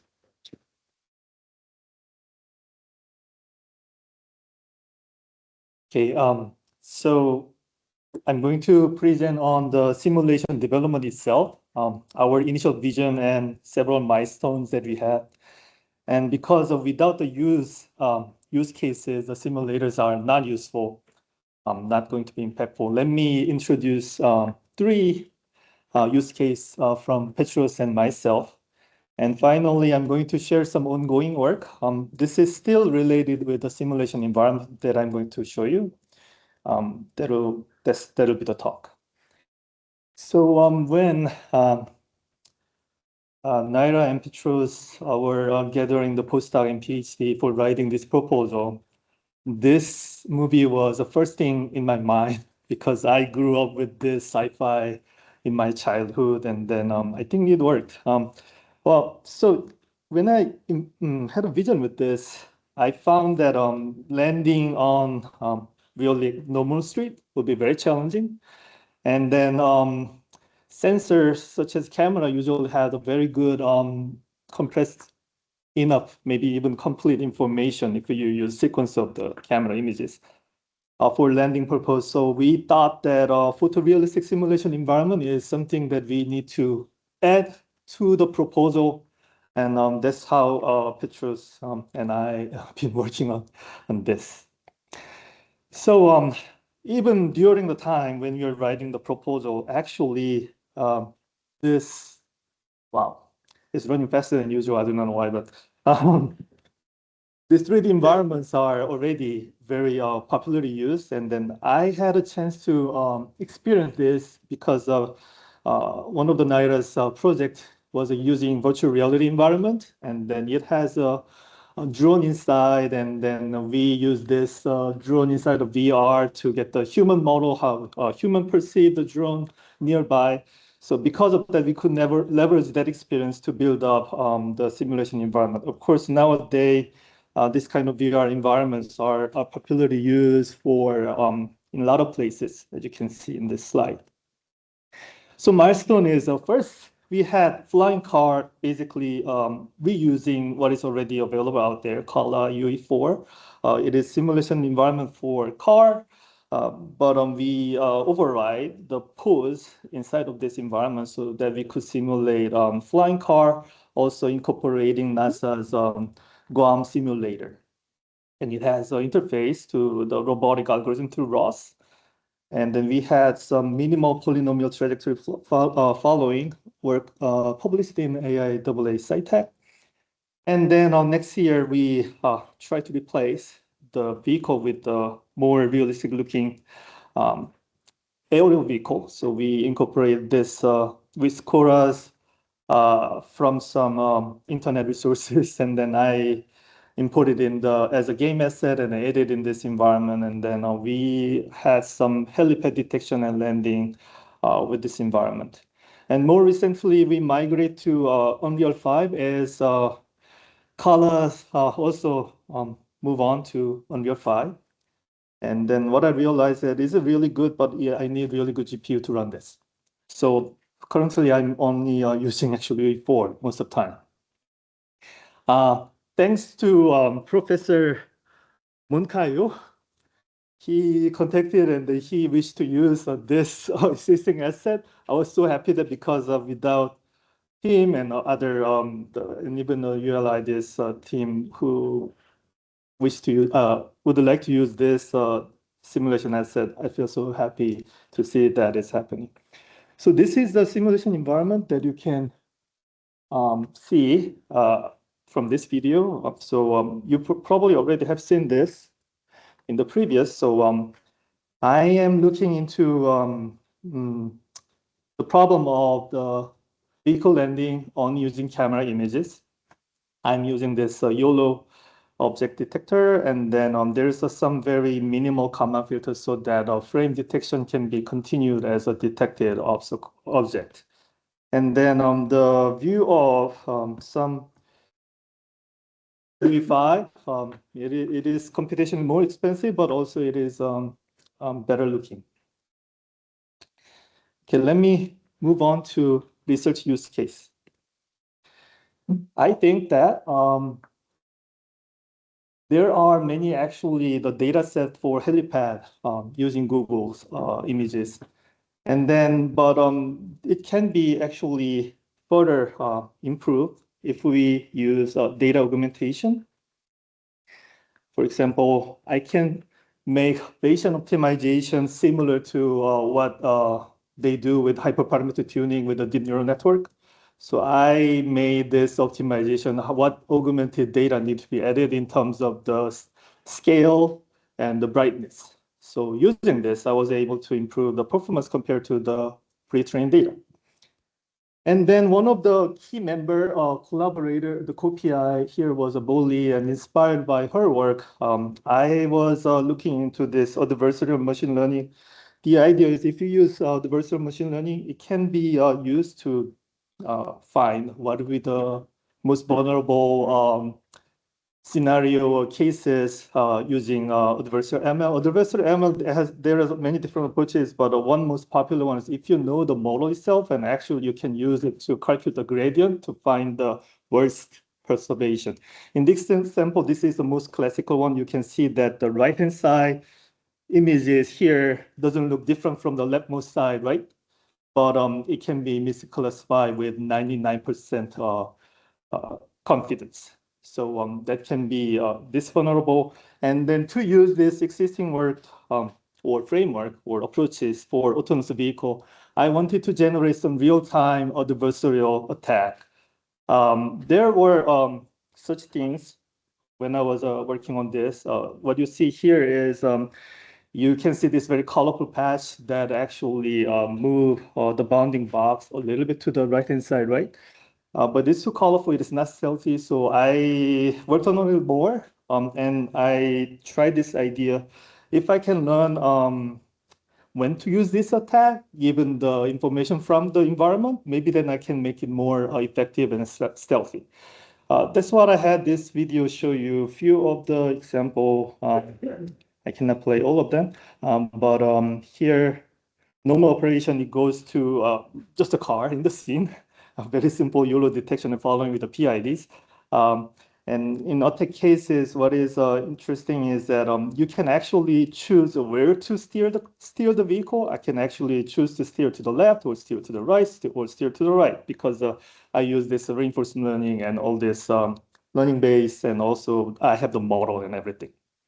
And I also implemented this with some real vehicle because I have the model. It does not take really long to learn this. So I was able to train this like spending maybe 10 minutes because I have the model. Model meaning the YOLO detection model.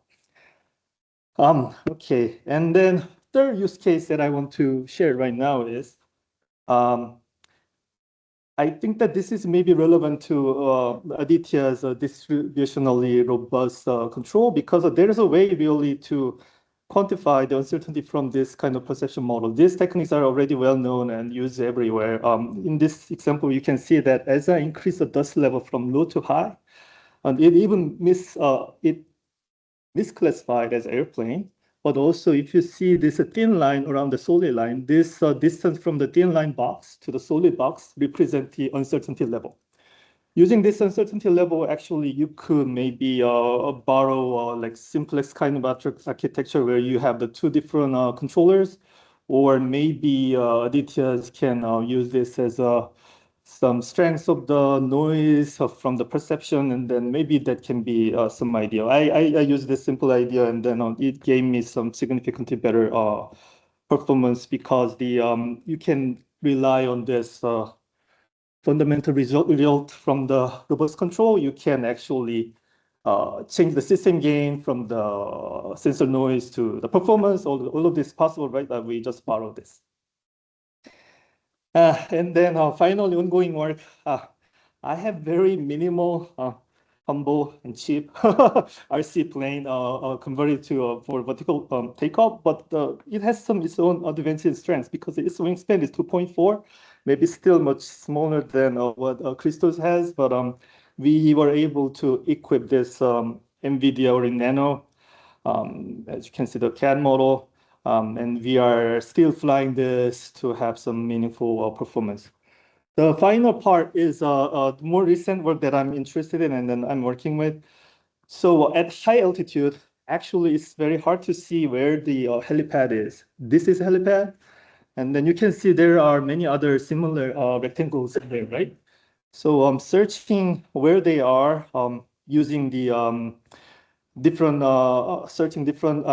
cropping of these images is resembling the steering the camera in the high altitude. So this search problem was very interesting to me because seemingly this is what I see as a challenges in the simulation environment.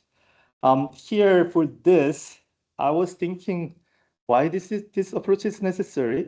Here, what you see is although this is very small, you can see this confidence is increasing, and then when it get increased to a certain threshold, 90%, then it declare it is detected. Alternatively, maybe you could do brute force searching, sweeping through entire images with different crop size, right? But this approach is actually better. Why? Because it has a sensor noise. It uses a sensor noise. If you do brute force, probably it will not repeat the same observation again. But this one consider noise, and then the goal of this PalmDP solution is to disambiguate. It has a built-in particle filter and Monte Carlo search. This particle filter and Monte Carlo search seemingly repeated recently a lot, but I remember that about 10 years ago, David Silver and Google DeepMind, they won against Go Champion in Asia, and then they use this Monte Carlo tree search. It is computationally expensive if you have a large finite state set. So for this one thing that I want to, because this is very preliminary, what I want to do more is maybe how we discretize the space can be interesting problem. And one thought that I had was if when sensor noise is actually quite large, I think this is although very abstract to say sensor noise is very large for the deep learning model in a challenging scenario. If it is, then maybe we can discretize state space very coarsely. Another thought that I want to share is as a human, when I operate, maybe I operate more like with a discrete state space. Maybe I'm the only one doing operate this way. So if it is possible, I think that we could maybe use the strength of the noise as important information when you make this finite set representation of the true continuous state space. Because I like this idea, I made up a toy problem. This is somewhat related to the searching problem that you have seen, but it's different. The sensor model that I have is like a beacon searching problem where you assume the uniform noise level. That is the most unrealistic, actually. But you have only one scalar value, and you get this value as you get close to the beacon. If you know the noise strength, of course, you can get similar performance with coarse discretization using this particle filter and Monte Carlo tree search. But as I keep thinking about it, actually noise not only depends on uniform noise, actually not true. Noise and uncertainty, all of them depends on the action also. And there's so many things to consider, but I think that this is because to leverage the very mature technology, this particle filter and Monte Carlo tree search, I think the discretization or representation of the continuous environment is, I think, it's important and interesting. So I want to pursue this direction further. So that's all I have for this talk. We only spent 16 and 30 seconds. Oh, by the way, thank you, my advisors, and also it was a really great opportunity to work with this very smart people here. Thank you so much for this opportunity. This is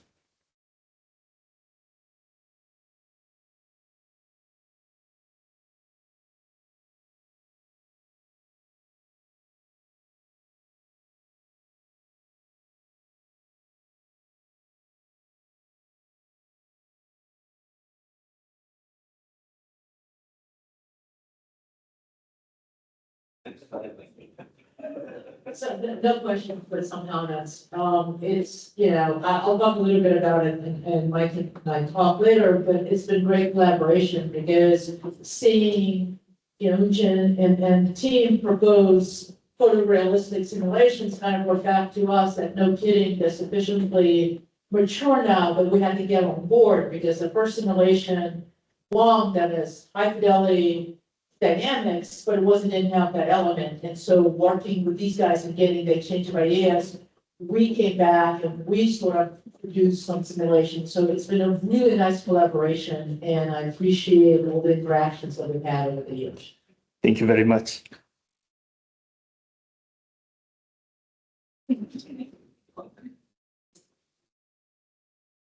One question here. Yeah. So, I think what you do in the particle filter the grids is very interesting. And I just again I think it's mostly like a common that and I saw it also in Melchior that he characterized it as smart, how to smartly, how to intelligently draw samples from.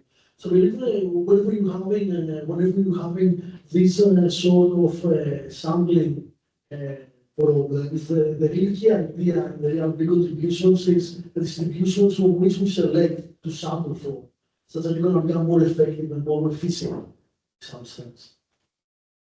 Very good question, but actually I do not know about this well enough to answer yours, but let me share one experience that I had with my grad students. Actually, he now knows better than this. That's so funny, but he said that it is very important to sometimes you need to like resample. Without it, actually, this did not work without this resampling. But that is very well known, I think, fact about particle filter. But there are so many things that I actually had to look into this. I think this particle filter and Monte Carlo tree search seemingly going to be a bit popular soon with a lot of application, although this idea started maybe 10 years ago or even more long, but thank you. Yeah.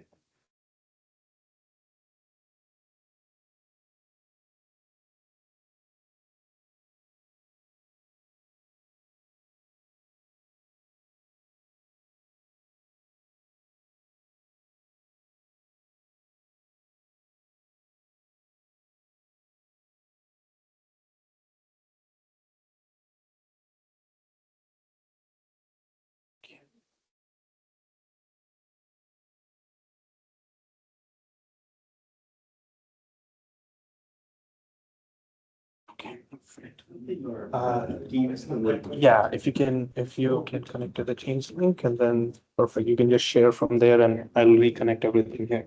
You don't even need this. I can perfect.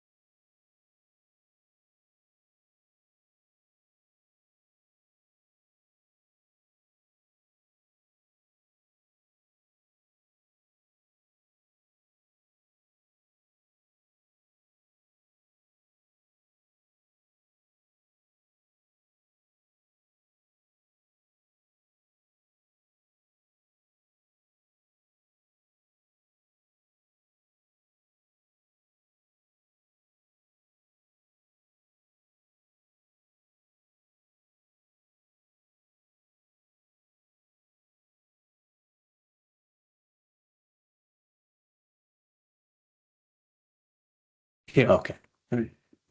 Right. So this is work that was led by Younger Lee and Alex Wan. Alex is going to present a poster later this afternoon. So if you're around, please check out the poster. John worked on a lot of the case studies and also Daniel's work. So the challenge that we were looking at was how do you really verify beyond testing and simulations, how do you formally verify unmanned aerial vehicles and systems of such vehicles interacting in the airspace.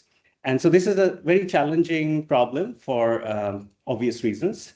We need to scale the verification technology. And here we are reasoning about really nonlinear dynamical systems, which are potentially controlled by learning modules in a multi-agent scenario. Okay, so to cut to the chase, I can tell you that now we have the technical wherewithal to solve these types of problems. Okay, so we have tools and techniques which can grapple with such systems. So to dig a little bit, to give you a little bit more about the kind of challenge problems that we were dealing with, I'm going to spend 2 minutes talking about that. This is just an example problem. Okay, we are interested in many other versions of this problem. So we have, let's say, multiple aircraft that are in the same airspace. So the dynamics of the individual aircraft could be pretty high dimensional, 25 or so dimensional nonlinear dynamical systems. In particular, we were working with this Guam model that came from NASA, and we tested our approaches on this JAX implementation of the Guam model that came from the MIT team. So that's the dynamical side of the story. And then on the control side, each of these airplanes are getting the sensor readings, which are basically giving measurements for relative distance and relative angular position with respect to the other airplanes. And then those sensor inputs go into an onboard protocol. So in this case, the protocol is implemented as a neural network, the ACAS-XU neural network, and out comes the decision about how the avoidance should work, or maybe there is no action to be taken, just keep following what you're doing. So based on all of that, we have a closed loop system with multiple airplanes interacting with each other.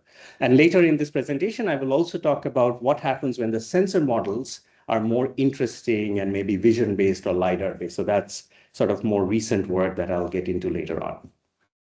Okay, so it's high-dimensional, a nonlinear dynamical system, and then you have onboard decision-making with neural networks. And for this ACAS-XU network, there are actually 45 different neural networks which make this decision because the space of these sensor inputs are partitioned into 45 different pieces based on the height and the relative poses. Okay, so that's the kind of challenging system that we are trying to analyze here. So now I'm going to pop up a level and tell you where things were before this project started. Okay, this is 2020. This is before the project started, but still, I view the grand challenge of our formal verification area to be where it becomes like part of the design process. Every time an engineer or an undergraduate student writes some code like the one that I was describing to you in the earlier slide, just like they do unit tests, they should be able to, commit their code to GitHub and essentially automatically prove a theorem about the correctness of the system. So that's the goal, right?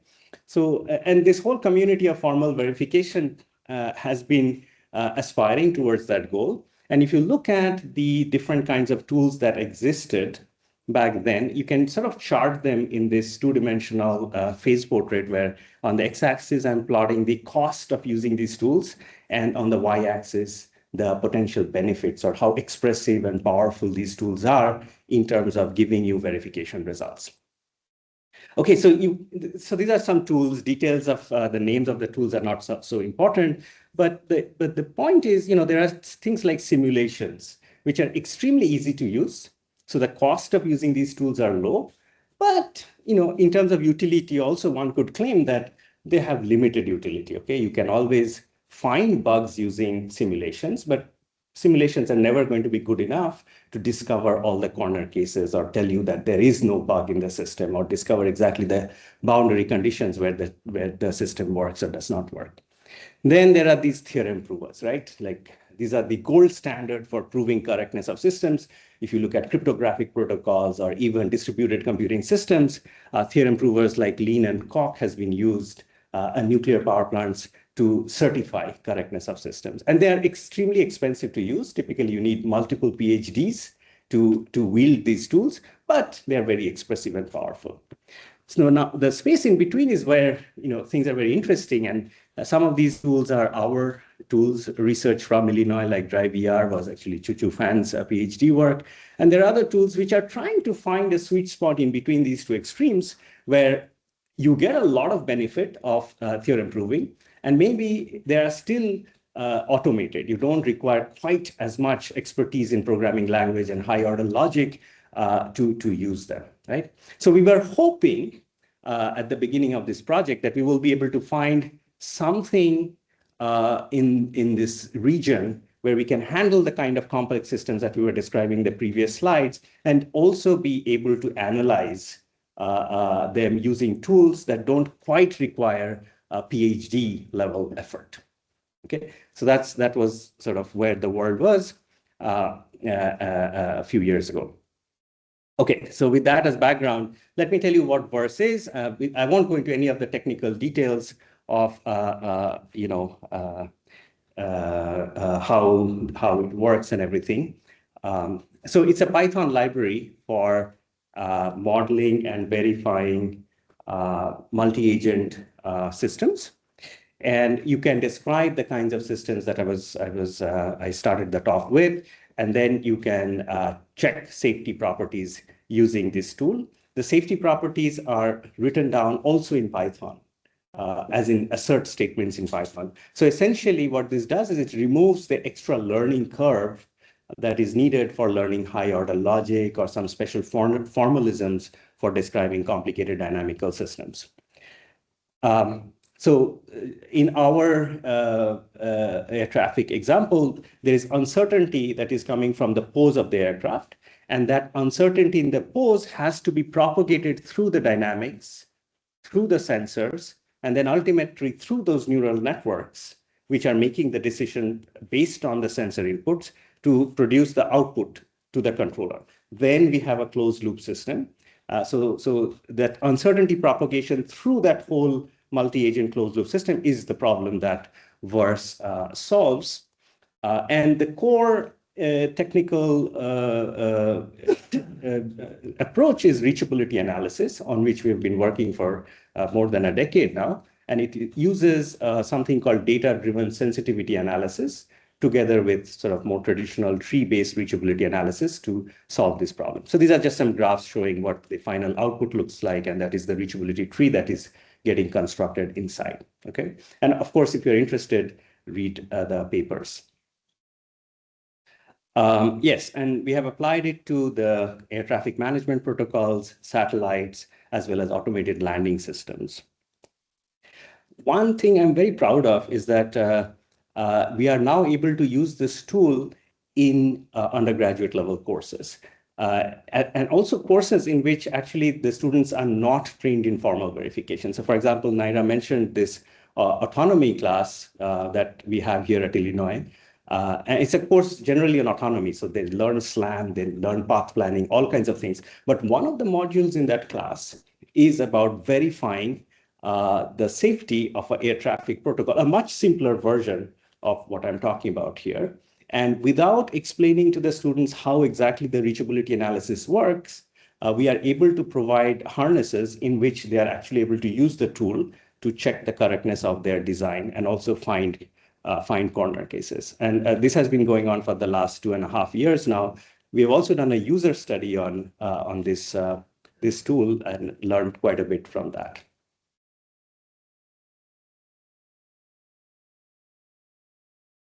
So this is what it looks like. So you can set up initial conditions for these airplanes. Now we have 2 airplanes here, and then you can simulate it. And in this particular run, the airplanes don't collide. And you can see the different mode switches that are happening conflict-free, and then sharp right turn, and so on and so forth.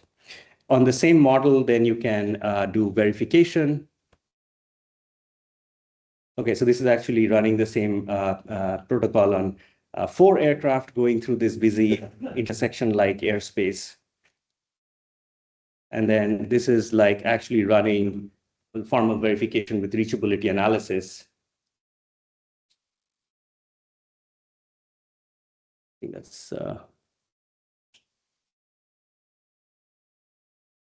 yeah. So you can see some branching happening because of the uncertainty in the initial pose. It is possible that the aircraft could go up or down to avoid the collision. Okay, so that's what I wanted to say about the air traffic management example. A quick note about some other application, and then I'll switch to talking about the sensor side of things a little bit. So very recently, we have also applied a VERSE to verify autonomous spacecraft operations, autonomous spacecraft proximity operations, and docking. This is like an acronym, RPOD, that is used in this research area. So there are a bunch of different kinds of scenarios, multiple spacecraft trying to get close to each other, and then ultimately connecting with each other. And while they're doing that, they also have to satisfy certain constraints, like certain sensors should not be pointing at the sun because then they'll get fried.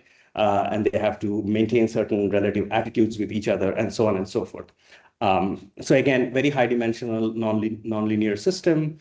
And we are able to do this kind of analysis for them. Very recently, a version of this model was created by an aerospace undergraduate student just from the textbook. And that model has all kinds of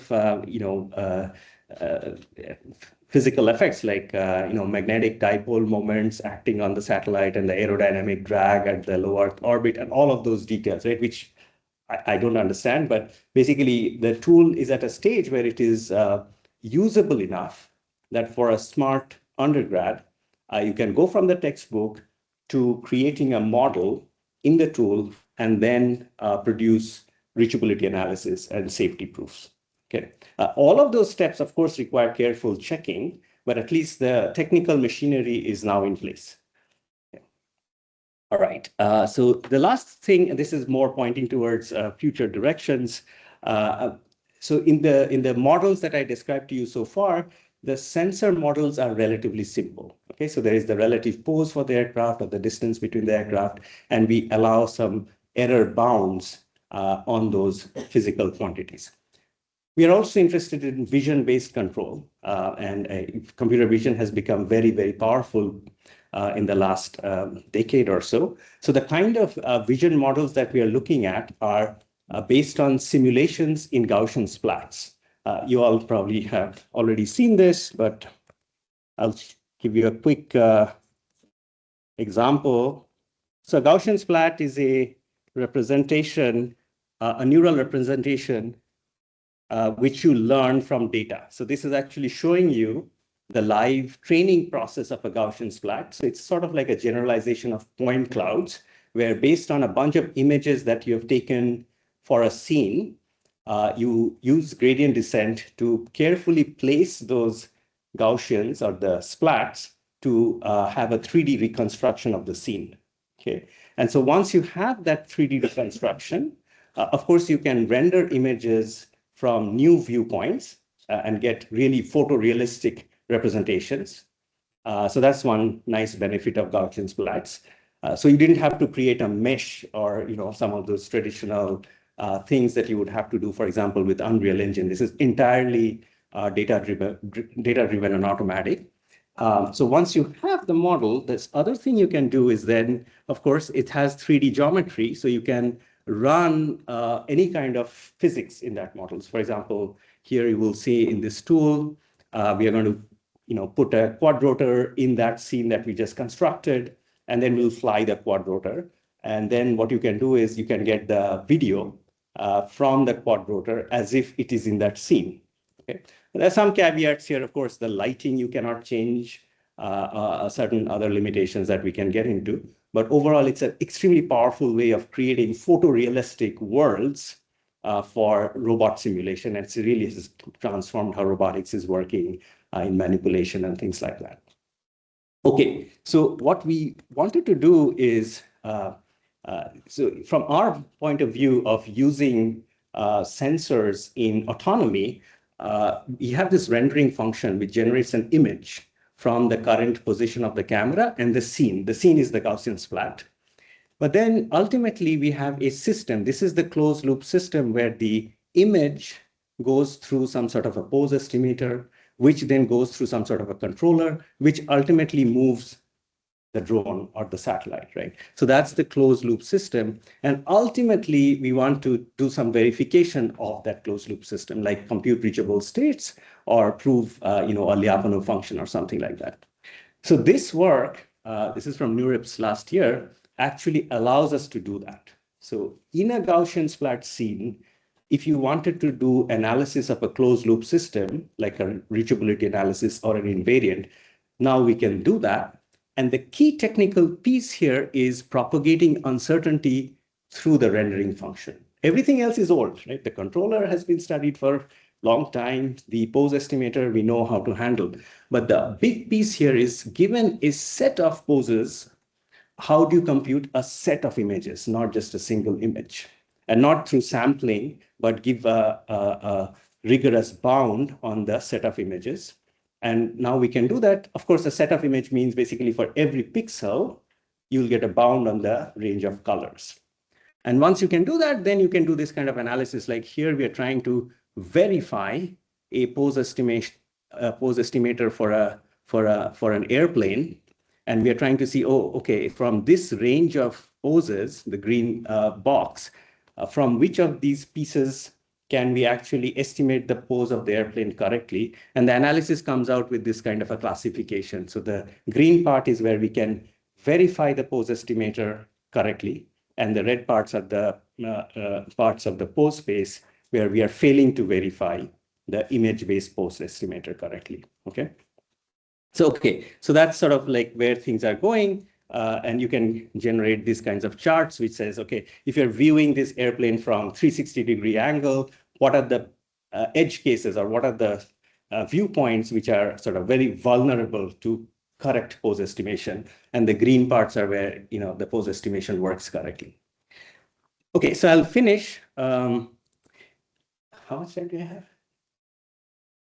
Okay, then I'll spend a minute on this slide. So this is not yet verified, but this is where things are going, right? So that was, I was telling you about the vision-based pose estimator, but now we can also do vision-based control. So we recently participated in some drone racing competition. This is what the track for the drone race looked like in Abu Dhabi. But now we are, this is a vision-based controller that we are using to fly these drones. And here, actually, this is, it's hard to believe, right? But this is like the real video. This is the video generated from the Gaussian splat. So it looks almost identical. And then this is what the image-based vision model is doing to estimate the pose of the gates. And then the drone is flying through that gate. And similarly, here we are doing vision-based object tracking. So the drone is trying to follow this car. Again, this is the real video. This is the synthetic video. This is not verified yet, but I think we have all the pieces to do verification of these types of pipelines where computer vision is getting used.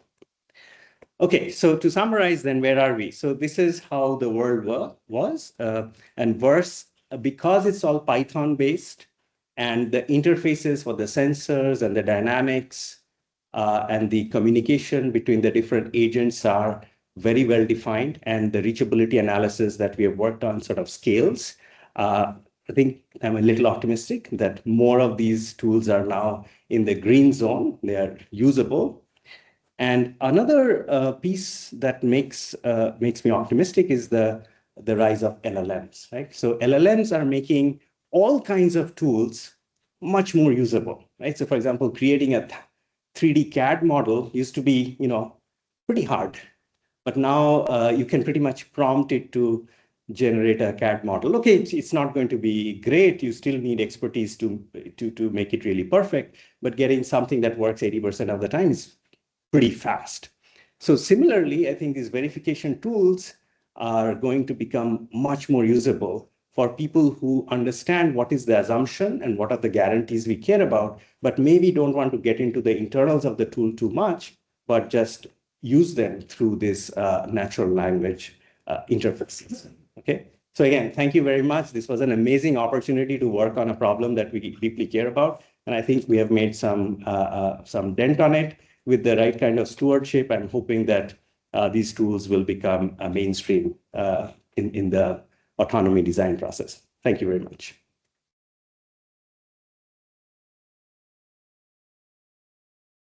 Questions?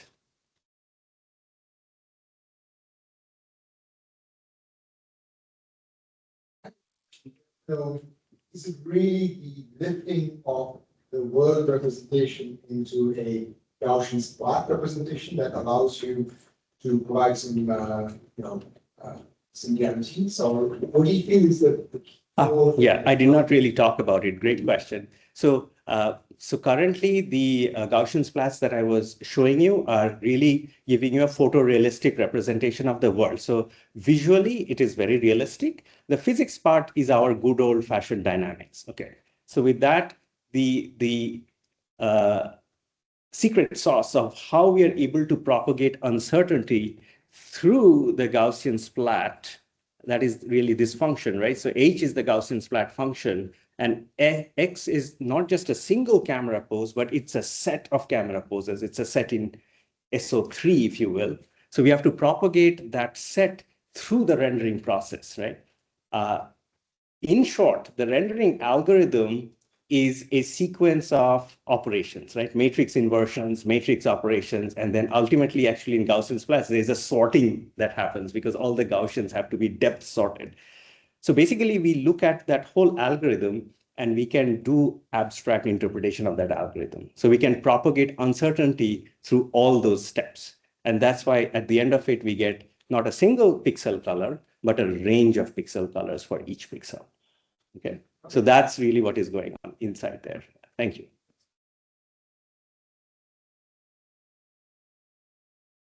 Other questions?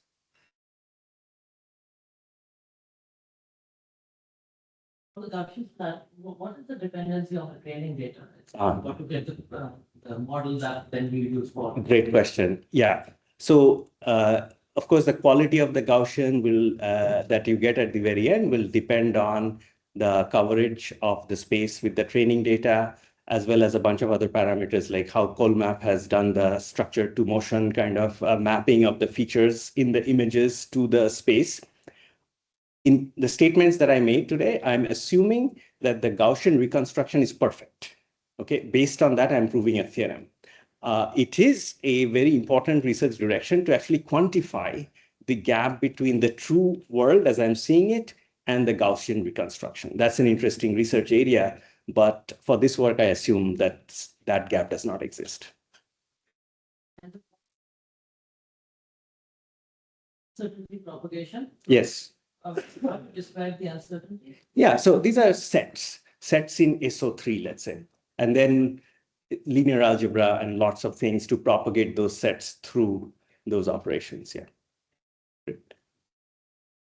One side question. So you were able to render the images in the, the 3D pose using the struct.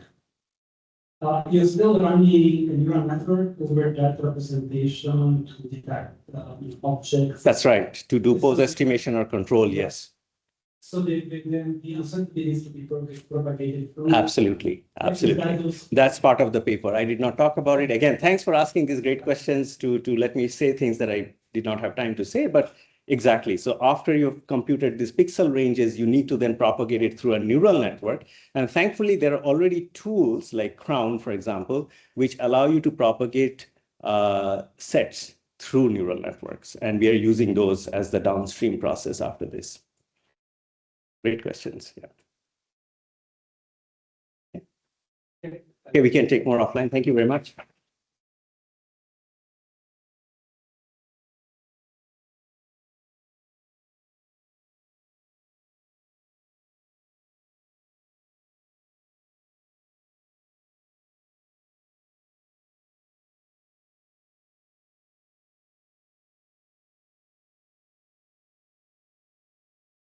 Champaign is an associate professor of aeronautics and at MIT. She is leading the lab. Just you can just share any window or screen. Yeah, just share window. And then perfect. And then if you do hit full screen, this one, presenter mode, and then this should just work. You don't have to do it. Okay.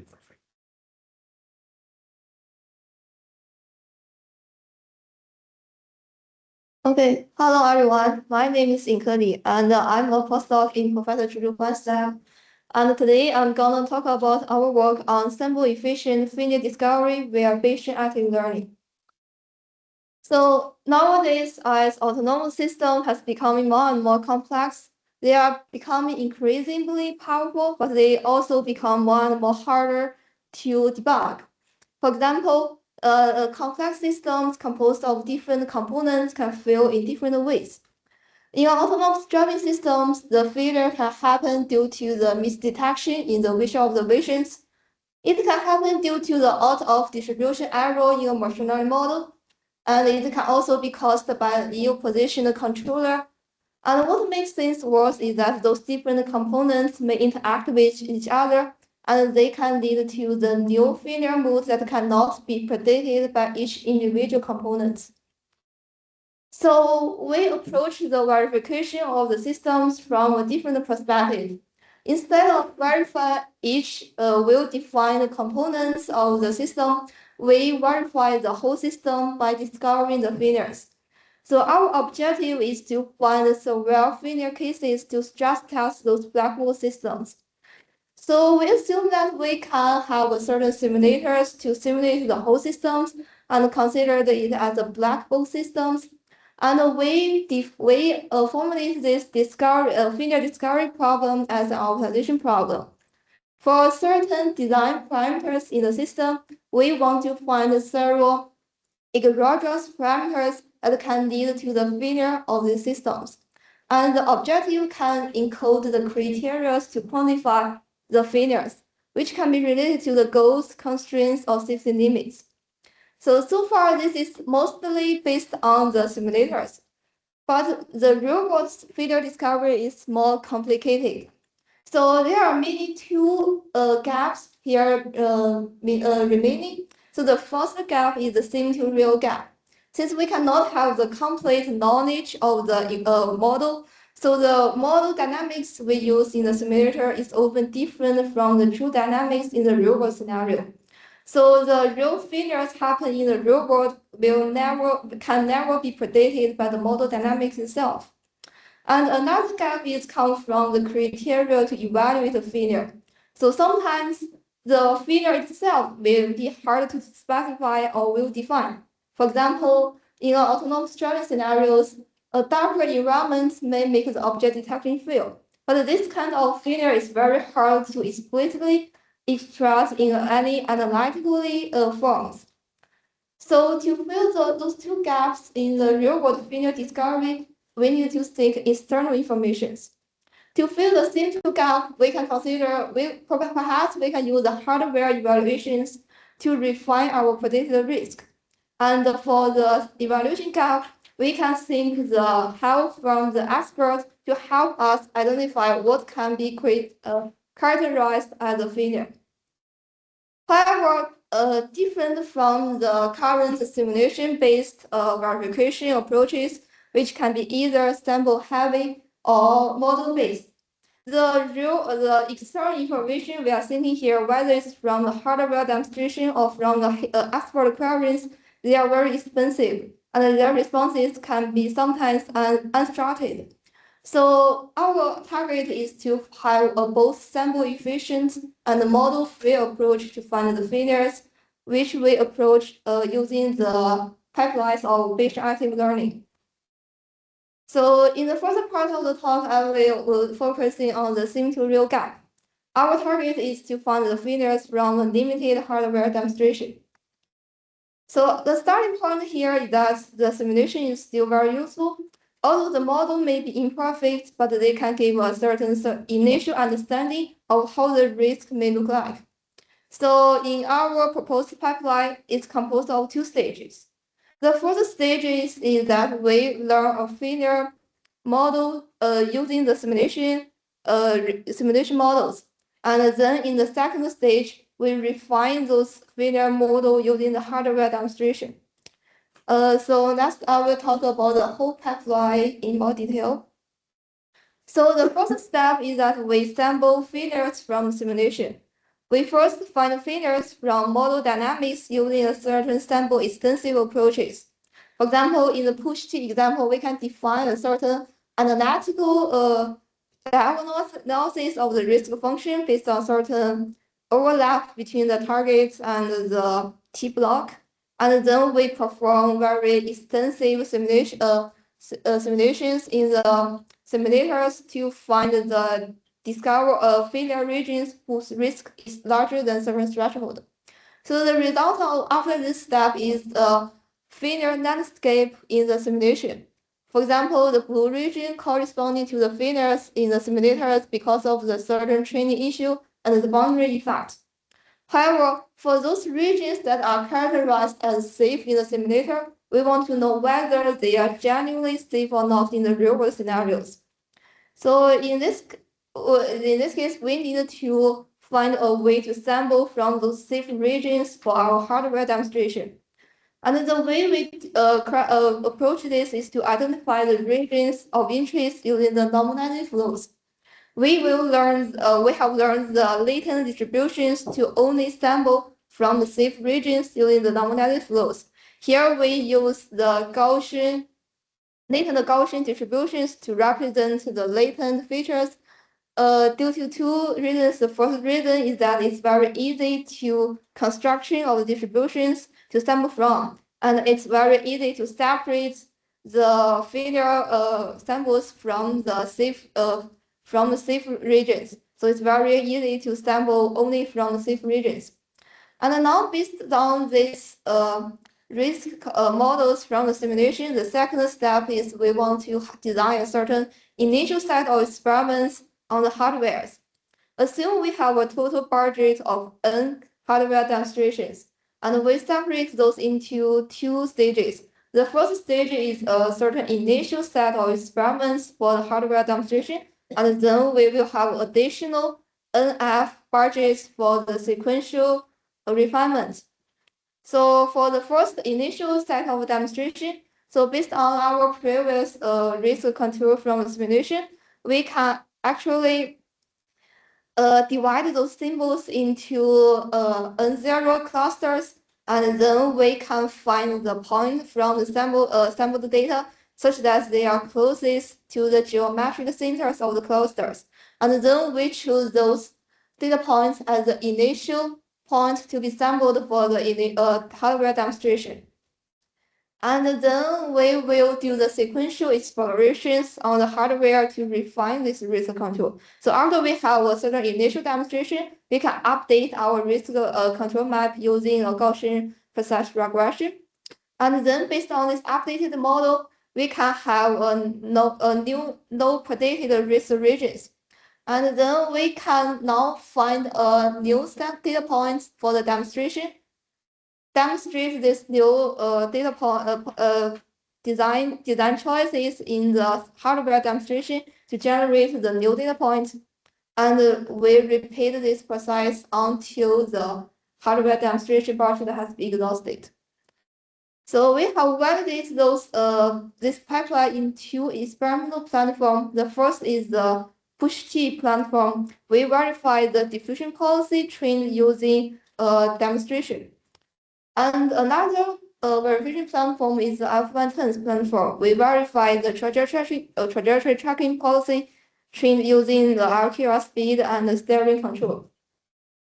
So for the first task, our approach is able to find much greater risk of failure modes that cannot be predicted by the simulation itself. For example, our approach, we can find the failures that's caused by the physical joint limits. For example, for the push-T example, the arm is trying to push the block, but it reaches its joint limit, so it never can execute the planned trajectory in the simulator.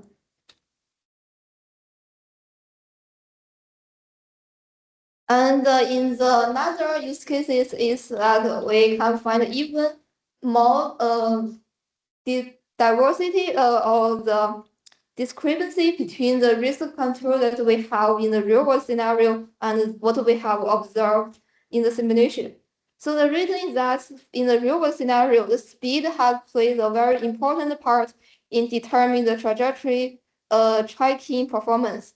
So for example, in the F110 tracking, the failure can happen due to the very large lateral speed, which cannot be predicted by the model dynamics itself.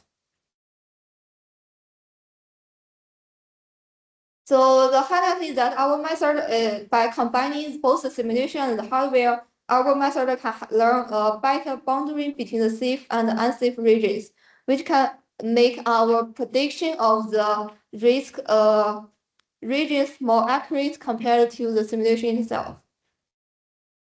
So now we are able to close the sim-to-real gap by resulting the information from the hardware demonstration to fill the gap. And another gap remains is the evaluation gap. What if the criteria to quantify the failure is itself not well defined? So previously, our sequential testing pipeline in the third step of our sequential testing pipeline actually is within the framework of called the Bayesian active learning. So they assume that we have a certain well-analyzed cost function to quantify whether it's a failure or not. But in the real-world scenarios, the failures are often hard to quantify and often lack analytical expressions. For example, in the autonomous driving scenarios, the failure can happen due to the abrupt braking due to a certain stop sign on a certain billboard. And in the manipulation, the failure can happen due to there are certain physical system constraints. For example, the self-collision of the joints and also certain workspace limits. And also in the object detection tasks, the failure can often happens due to certain environmental conditions that's very hard to specify, for example, the bad lighting. So those are the types of failures that we call the contextual failures. Those are the failures that depends on the user's specific goals, test constraints, and system interests. Those are very difficult to analytically specify since they can caused by many different reasons and also can due to certain limited knowledge of where such failures might arise. So to extend our previous pipeline into the contextual failure discovery, we first, instead of assuming that we have a well-analyzed, defined function to quantify the failure, we now engage with an expert to for the blame assignment by assigning certain failure mode-related specific score. Here, the expert can be either the human expert or the language-based proxies for the evaluation. And then based on the specific failure mode score, we now fit multiple surrogate models to quantify different possible types of failures. And the next, in the designing of the next experiment to conduct, now instead of quantifying only one specific type of failure, we now want to optimize for the coverage of all different types of failures. For example, in the autonomous driving object detection, we want to have coverage or generate failure coverage over both the failure caused by the distance issue or caused by the lightning issue. So we have tested this pipeline in two self-driving failure discovery scenarios. One is based on the platform of the ULI detection in color. We care about the perception failures, which can happen due to either the distance of non-equal vehicle or happen due to a certain bad lightning issues. And our approach can have consistent failure discovery and coverage with different levels of severity of the failure itself. And another test platform is the autonomous emergency braking in the MATLAB. We want to test how the early braking failure happens and what's the possible reasons. It can happen due to the partial occlusion of the cyclist or due to a certain early activation from the delayed detection of a certain cross pedestrian. And similarly, our approach can have even better coverage across all the failure modes despite the low frequencies of appearance in the simulation itself. And what's more important is that the same idea can actually extend to the failures where the failure depth can have a more broad definition. So in our recent work about on the seed side, we consider to have the system for failure discovery. Here, the failure can have a more broad definition that can go beyond all the safety. For example, in the power ground resource allocation, the failure can happen due to the unfairness of the resource allocation between different regions. And for the fire rescues, the failure can happen due to the undesired behavior of the rescue agents. So those are the failures that are not strictly related to safety, but they are certain stakeholder-related risks connected to the failures. And our approach can naturally extend it to detect and find those system-level failures that go beyond the classical definition of failures. So to summarize, our target is to have efficient failure discovery by closing the two gaps in the verification of the real-world systems. We close the sim-to-real gap by resorting to limited hardware demonstration to refine the political risk, and we close the evaluation gap by using the expert as a proxy for the evaluation system. And those can give us a more principled pipelines using patient active learning to discover more richer failures in the real world scenarios. So thank you. I'm happy to take any questions.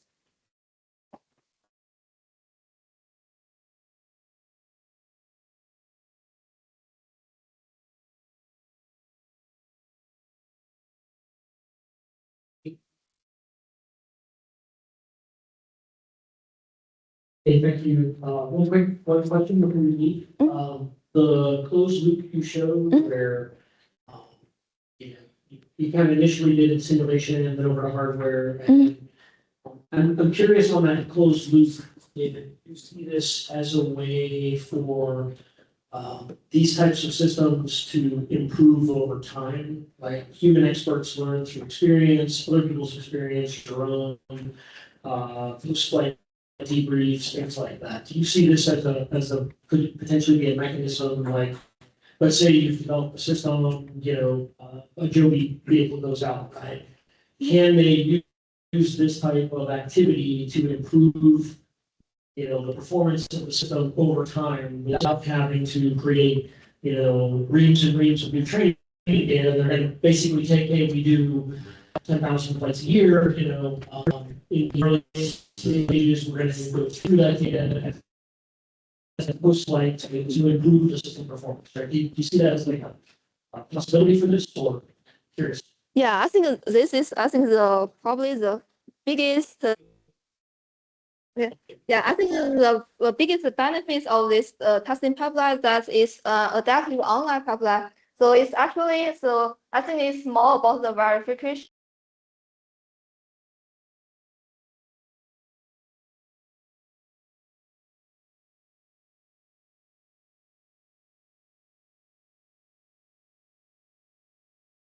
You experiment into our existing observation and update our prediction, and then in the next stage we can choose the next design experiment based on the previous history. So even if your model is improving, our prediction of that model can also be improving. So I think that's the biggest benefits of this online adaptation, that we can have the verification online and can adapt to the real world deployment rather than have the certain base benchmarking approaches. Thank you.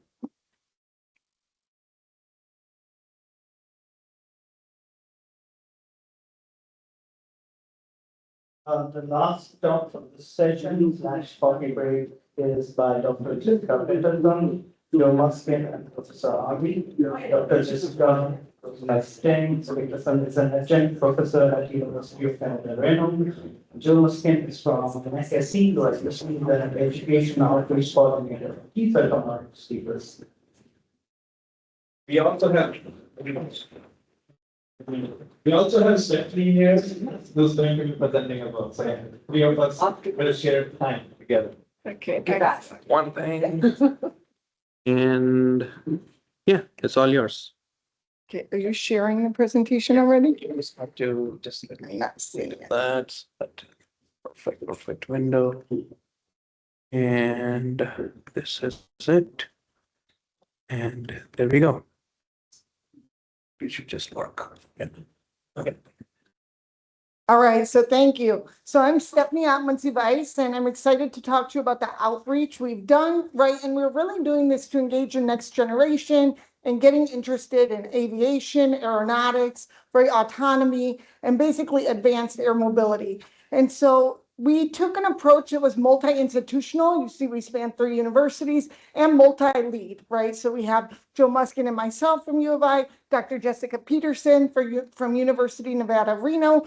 We have Professor Ali Karamadini from University of North Carolina, A&T, and Corey Bennett. So we took a big approach. And when we started looking at this, we really thought, what is our why? What is our goal? Right? So our goal was to address the pipeline from pre-college to college to graduate level. And really, we kind of started first with this graduate mentorship, right? We want to focus on mentoring, preparing our grad students to lead research in their own groups one day.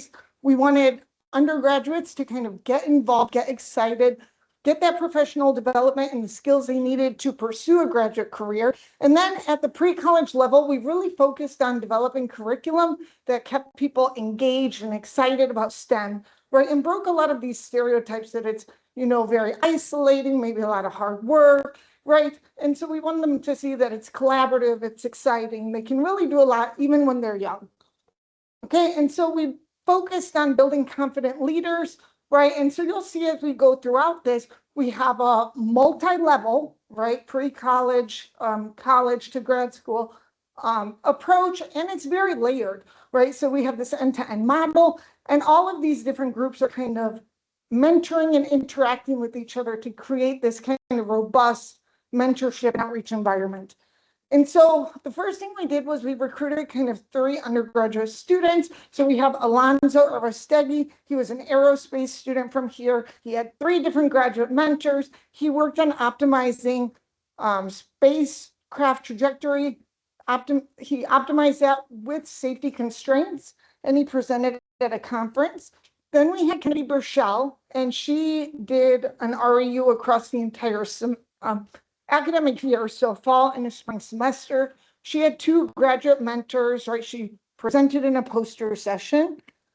And then we had Caitlin Rovig, and here, as we keep iterating with our grad mentors, we're also creating a more end-to-end mentorship environment here. And I'll show you that kind of on the next slide. So here, she not only presented at a conference, she did a poster session, and then we also engage her in mentoring pre-college students as well in kind of our summer camps and these this clean room activity. And she participated in a lot of professional development as part of this research alliance with many, many programs across campus. And so as far as a graduate mentoring and leadership, right, as we kept going on, we kept iterating and optimizing this. So we would even start with this more formal mentorship agreement by the end. We could see that we could have fewer mentors, but maybe get more impact out of this. So we had 6 different grad students that worked with our undergraduates. 2 of those actually started working at the pre-college level and started giving curriculum assistance, not only to the pre-college students, but also the educators, right, from school districts with many schools, so they could implement and feed these programs all the way around the Chicagoland area. And then they got like formal feedback back, right, from the REU student and the students and educators to really kind of close that loop. And so that's what we were interested in doing. And I think your slide is there, but I'll just breeze past it. And I'll pass it over to Jessica to talk about pre-college.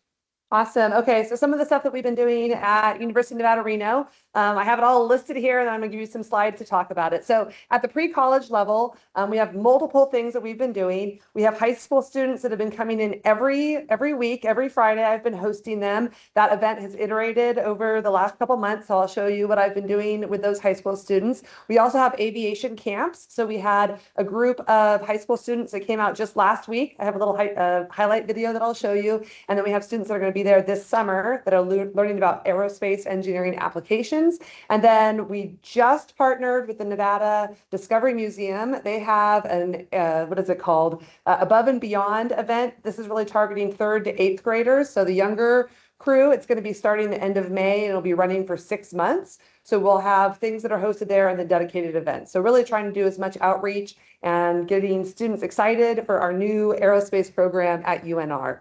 I also have undergraduate things that are going on, and I'll talk about that a little bit later in the slides. All right, so let me talk about my pre-college, and really this is for pre-college and college students. And I'm very passionate about hands-on learning, learn by doing different aspects. And so what I've been creating, I'm calling it Flight Test in 360. I'll show you what that looks like. And the concept is that I give academics, and then I have students experience it in 360, so in a VR headset, and then they go and they apply what they've learned in a simulator. So they can go and apply these different concepts. So, did it just skip my, okay, so two weeks ago, I went out to Kansas City and we flew in an aircraft with multiple cameras. So a 360 camera in the cockpit, a 360 camera on the wing, and we went out and created virtual, or not really virtual because it's real, augmented reality content where you can be in the airplane, you can learn with me. We also had instrumentation on the aircraft. So it gives the students a data set that they can go and they can experience that with. All of this is now being hosted, so if you want, you are welcome to come onto our new YouTube site. You can experience different types of flight test maneuvers, different types of flight test experiences in the aircraft, and so then I use this with my students. Does this play the video? I don't know where my video is. Okay, we'll see if it comes later. As I mentioned, we hosted a bunch of different students where I had them receive the academics, fly the event in a VR headset, and then experience it in a simulator. And so you can see the passion that's with this. What goes along with it is now we are recruiting these students to join our brand new Design Build Fly team that we'll be doing at UNR. So if you've ever gone to Design Build Fly, this just happened 2 weeks ago in Wichita. UNR has never competed. We're trying really hard to compete next year. We'll see if this video plays. And so what this looks like is many different schools, about 80 schools were able to compete. They design and they build these aircraft. Some of them fly really well, some of them not so well. So you'll see some of the crashes that happen. So there's a lot of learning that happens at this event. It's also a really great community. So the different universities are very open about sharing their lessons learned, the things that work, the things that don't work. And so we have a group of students at UNR. We've just elected our presidents, or our officers and our team leads, and they're going to be going out and using the lessons learned from other schools to design and build these different types of aircraft. Let's see. And so the other resource that we have, so we've mentioned what a great location Reno is for flight tests. So we have the UAS test site. We also have a really wonderful RC airplane location that we can do this, and a really wonderful Reno RC club that is working with our students. And you can see a little video of the RC airplane.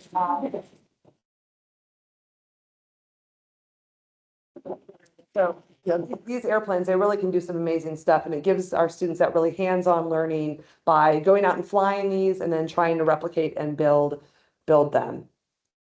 So as I mentioned, okay, this is my slides. So for the pre-college involvement at UNR, last year I had talked about how successful we've been at some of the different events, and actually these students are coming to UNR now as freshmen, where I supported many different events at Girls in Aviation Day and the Reno Air Show. And one of the things that was really popular with the students was this VR headset where I put them in the cockpit with me and then get to fly in a T-38, real video, not simulator, information with a NASA F-18, with an Air Force F-35.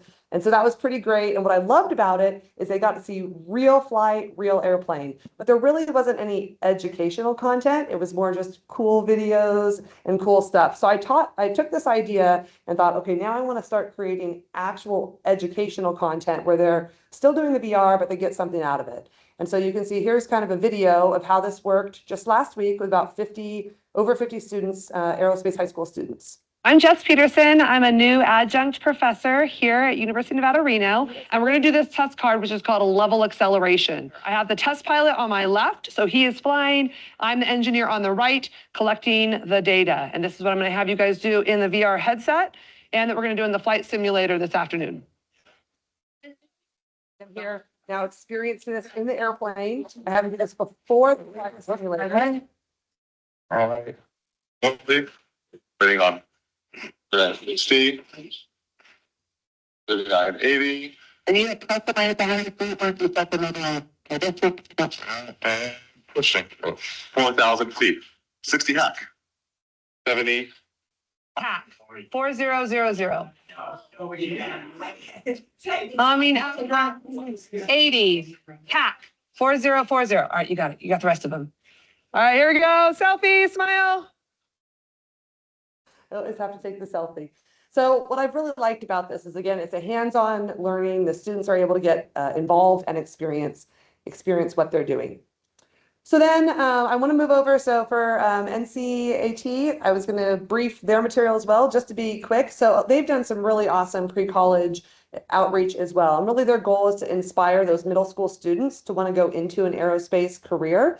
And so they've done this through a bunch of different events. They have scholars that have come through. They have access to the lab. And I think one of the cool things that they've been doing, so I think they also believe the hands-on and the learn by doing. And so they've created these live drone demonstrations. So you can see here a student with the headset on, they're looking at a drone, they're controlling a drone and getting to experience that with the hands-on experience. They've also done, multiple events where they brought the students on campus. They have them in the robotics and coding camp. They have access to the laboratory and doing those innovation real world technology. This sparks curiosity. It has the students ask questions and learn and really get involved. And really, I think this strengthens the outreach engagement because they get to see the researchers that are developing the capability and doing the hands-on capability with that. And then the last event from them, so this is really introducing now elementary school students to STEM through engaging in hands-on learning. And so you can see going out to elementary schools, giving a presentation on the career to become an engineer, what that looks like through education and the opportunities, and then going out and reaching that diverse group of young students that maybe don't know what the opportunities are and haven't heard about engineering or aerospace yet. Okay, back over to you guys. And Cat. Is this still on Cat? Oh, I'm sorry. Last one I lied. And so then, so finally with this, so their autonomy certificate. So they developed back in 2022 a certificate that the students get with autonomy. And so there's 3 different tracks for the graduate. So you can see the different tracks there. And then for undergraduate, they have 3 different tracks as well. And so the students can get that certificate and then go on and include that on their resumes. Now it's you. Sorry about that. So much info. And so then the last thing that we did, trying again, I want to recall that we want to really bring all the different levels together where we're mentoring and taking care of everybody at the same time. We had a team develop some curriculum where we have middle school students actually build drones, actually design and build a drone. So what we had was some students, some young scholars actually, come to the university, work with graduate students and design and build some drones as kind of a pilot, figuring out what needed to be done, what kinds of programming need to be done with it. And then they worked with educators also, some teachers, to develop this curriculum. And so they presented that at the end of the summer. They did get it to work. I think the video will work.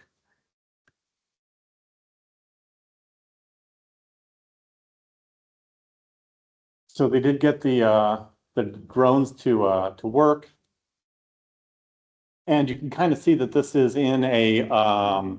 We did a lot of testing in the studio where there's nets and all that kind of stuff. we needed something small and portable, and so we had a small what do you want to call it? Kind of a tent with a mattress on the bottom, and so that's what they use with that. So then we took that, and what the students did, we took that out to middle school, and we worked with some students in a quick kind of introduction to it. We ended up working 2 years on this. This was 33 total students that designed and built the drone. And then that curriculum went out to Chicago, to Naperville, and they ran this as a 6-week camp over the spring semester. They did it the last 2 years, are going to do it again this year, where students are designing and building these drones and getting them to fly. They have, again, you can kind of see that same sort of tent. That video, unfortunately, doesn't work. We're going to take this and hopefully present this at ASAE, and then kind of, I think it's kind of getting ready to be polished, and also run this with the MEXI summer camps as kind of a project where students build. So we've kind of built up this curriculum, and when we've done this, I want to remind you that we did this using graduate students. Some of the graduate students here, they worked with young scholars who kind of designed that initial program. Then those students went out and actually did it in the schools here and also the schools up in Naperville. So those students kind of brought it down to the next students and the educators. And so we kind of had this ecosystem where we had everybody kind of working together and kind of becoming the expert, so the students, became experts themselves, which I think was pretty important. And so again, this is just recapping our focus on working through that whole pipeline and trying to hit the different levels, getting students interested, and at the younger levels, get them think about research in college, and then actually lead research projects as grad students. So I think we ended there. Yeah. So any questions? And actually remember, this is the end, so. It's not the end. It's just the end of mid-afternoon session. You have coffee break for 10-15 minutes. Upon that, I will ask Irene and Michael from NASA to summarize their perspective of this project. We started with Irene, we are concluding with Michael, so we would like to get their assessment from their perspective, how they see the accomplishments of this project within broader NASA programs, and how they assess us.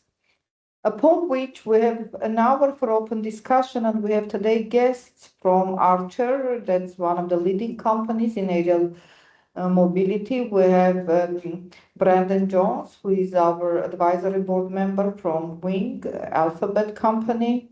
And we have students who have accomplished work very relevant to this NASA ULI. As I said in the beginning, in these past 4 years, we got other grants as well from Air Force Office of Scientific Research, from National Science Foundation, other DoD programs that have produced results very much relevant to the context of autonomy research, certification, probable guarantees. And we decided just to allocate an hour, since this is our last meeting. So these relevant results that are not part of this ULI funding program, but are very much related, would have the opportunity to present, and most likely it will generate new discussions, new opportunities. These presentations will be also summarized in posters. And we look forward to that discussion. Take a 10-minute break, enjoy a cup of coffee. The dinner will be served at 6 also here. So we'll get back in 10-15 minutes for an hour of more relaxed discussion. Thank you very much, everyone, for attending today, this meeting. We enjoy seeing you, and hopefully we get other opportunities to meet further through our research endeavors.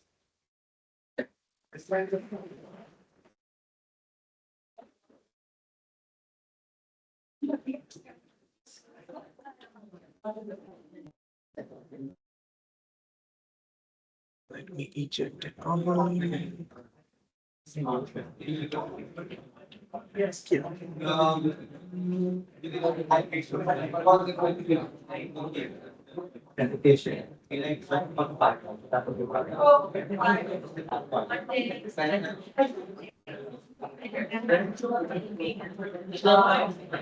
Huh?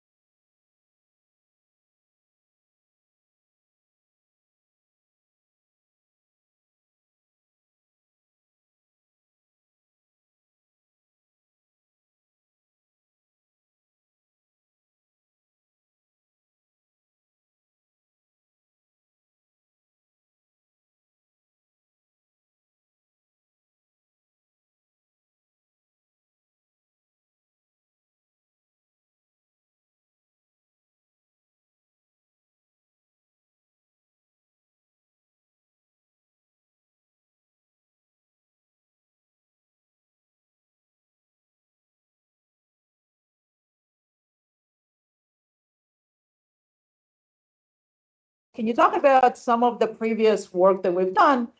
What helped us succeed in ULI and what's the next direction? So, okay, so that's NASA, ULI, NASA impacts and future directions.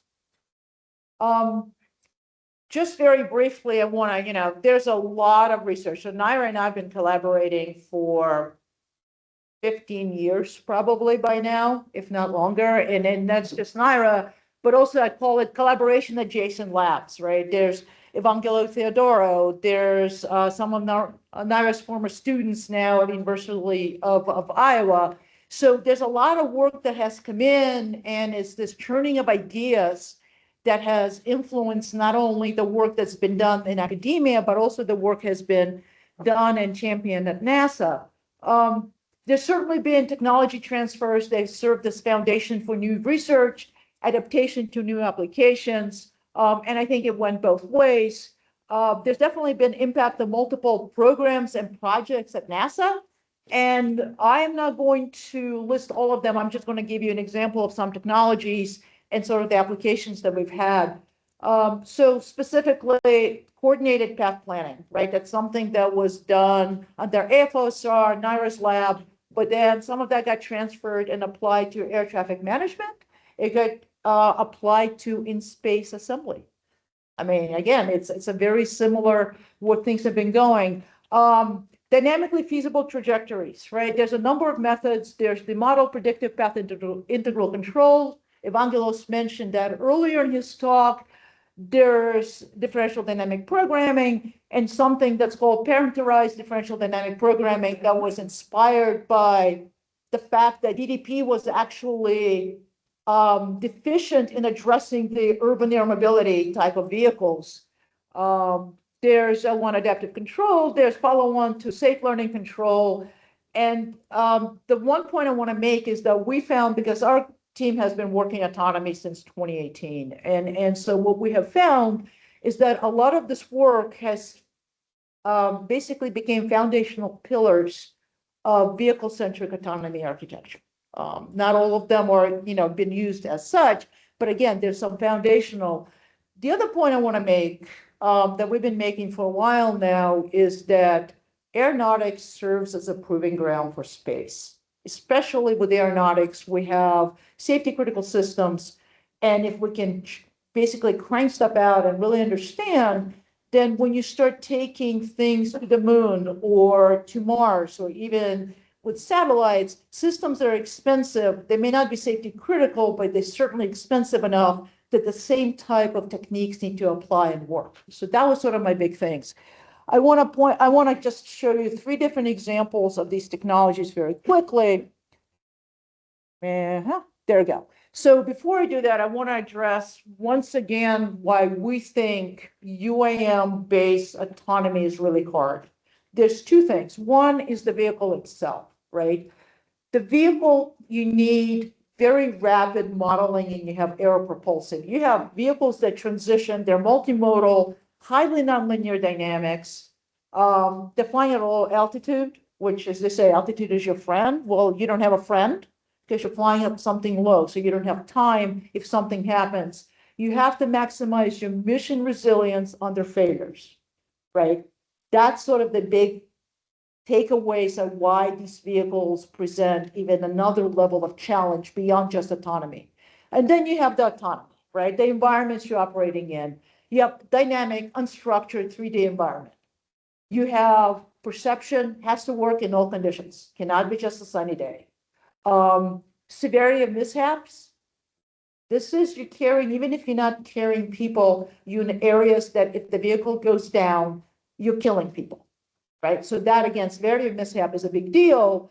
You have to have a short, efficient development cycle. We're no longer on the typical 7 to 10 years for a big system. We are now maybe every 12 months, especially as these vehicles become more apparent. And then you have to have this integrated control trajectory planner, because again, you have to maximize your mission performance envelope because you don't have a lot of margins, right? That's sort of what this is all about. So let me get back to previous research. I think sorry, wrong way. All right. So I wanted to talk a little bit about L1 and James did a really nice job of where Lockheed has done, but where this all started. So theoretically, L1 was an answer to some things that Kevin Wise and others identified as a deficiencies in the MRAC that they developed, that they used on Restore program in the late 90s. And so this L1 thing came out, and NASA Aviation Safety Program wanted to be able to model a 757 dynamically scaled. And when I say dynamically scaled, no kidding, it was 5.5% scale of 757 because of the sort of insufficiencies that they had in the models. And we said, hey, can we also do controls? So we did. And the way when this came about is I wanted to really bring out and see what L1 can do. So this was strictly adaptive. There's no baseline. There's nothing to help. L1 did it all, right? So we designed it at 4.5 degrees, right in the heart of alpha, right in the heart of the flight envelope, and see how far we can take it. And here are the results. So the ones on the left, I'm very proud of because it is an aircraft that's actually departing, and I took those pictures. So of course, I had to sit there and then, put it in. But what I want to show you here is that the one you see, let's see if this works. Maybe not. Okay. In any case, the very top is you see a stick to surface. This is a level 1 stable aircraft, except when you start going to stall and post-stall. So the stick to surface is what a pilot flying and going to post-stall, this would look like. The one on the left is when L1 was in the loop and the pilot was trying to acquire 18 degrees angle of attack. This vehicle stalls at 12. So you can see how nice and compact that is, right? The other thing I want to show you is the plot with a lot of blue is when L1 performed so well in the post-stall, we started using it to do large envelope modeling. So that aircraft went all the way from normal flight envelope all the way to 30 degrees angle of attack where it departed because it physically is no longer controllable. That aircraft was recovered, and the only reason they flew that is because they actually could recover it only with L1. So to me, that was all of a sudden, hey, this is kind of cool. What you see on the bottom right is your angle of attack command in blue, and in green is what the actual vehicle responds, right? So you nicely started going after about 11 degrees, it's a pitch up to 20, and then slowly trying to creep up on where the vehicle departed. And so this was done over a number of flights, right? So this was a big deal. I don't know how many people still remember that. So it's not just can I deal with failures, but also what happens when I start going beyond linear flight envelope. The other thing is, so this is L1, this is MPPI, right? Those of planners. This is showing you how you can use trajectories to do noise mitigation, right? For UAM, it's a big deal, not only in civilian, but you can see also how that's a big deal in other applications. You can do it 2 approaches. One is strictly based on trajectory. The other one is you can do phase synchronization. So the stuff on the left, there's 2 different obstacles. We're doing real-time trajectory replanning using real noise models that came from our acoustics people. MPPI, you can definitely see the difference in temperatures, i.e. in how many decibels each basically you had around the obstacles of interest. The one on the right, it showed you given a trajectory, but I can now synchronize my propellers. I also can see a reduction in noise. So that is not an autonomy, but this is a very different application of some of these technologies. See, did I skip a slide? Yep. All right, I did. So that's the sort of the technologies that have been used. This is just an example. The other thing is, hey, how does this ULI work, right? One of the things that was extremely important, we had very close collaboration between the ULI and our NASA team, research team that was doing autonomy. And what I would say is that not only were we building on previous work and the continuing collaboration, But one big thing that came out that I think is going to impact the whole community as a whole is this idea of community benchmark problems, right? What we've seen is there's been a lot of development in autonomy, but they've been somewhat siloed and people were developing specific algorithms. But this is a system. And unless everything works together, autonomy is going to fail in flight. And so what we tried to provide for the community is some kind of unifying concept, kind of based on what has been done for robust control back in the 80s, where there was benchmark problems that were created. So we started creating some benchmark problems that looked as a system as a whole and started exploring the problems that we thought are sort of the most relevant right now. But to do that, you need some kind of simulation, you need something to work on, right? So one of the things that was definitely missing was a high fidelity, 6 degree of freedom, sort of transitioning vehicle, urban air mobility vehicle. So that came out as the Guam simulation that you've heard a lot of people mentioning. What we did have is we didn't have photorealistic sim associated with it yet. And so the next thing that came out is this BAM with baseball avoidance simulation. I'll show you. The reason we came out with that one, designing controllers for these UAM vehicles is not a trivial job. And so there may be labs that really have no interest in designing the controllers, but they really have an interest in working on, let's say, collision avoidance, which is a perception, prediction, and planning problem, right? And so if you use a quad rotor, which has a fairly simple controller that people kind of know can pull, you can now concentrate on this other problem. And so this idea is that simulations that also force real world assumptions. And to that, we have to thank the collaboration happened because the ULI partners were our beta testers for Guam. We had MIT who took the simulation from MATLAB Simulink and put it into Python and made it differentiable. So now it's, again, something that's useful for ML.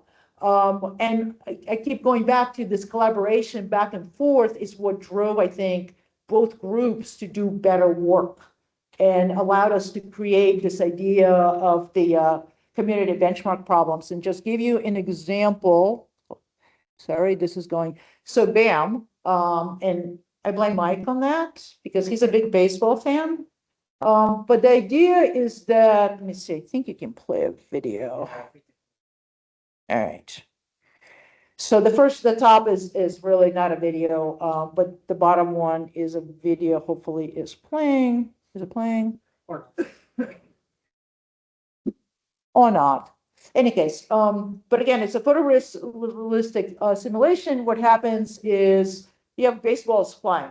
And it's something you don't really know where they're coming. They're not flying at ballistic trajectory. There's some dynamics involved. So it's a little bit unpredictable. But basically, you have to be able to detect and avoid in real time.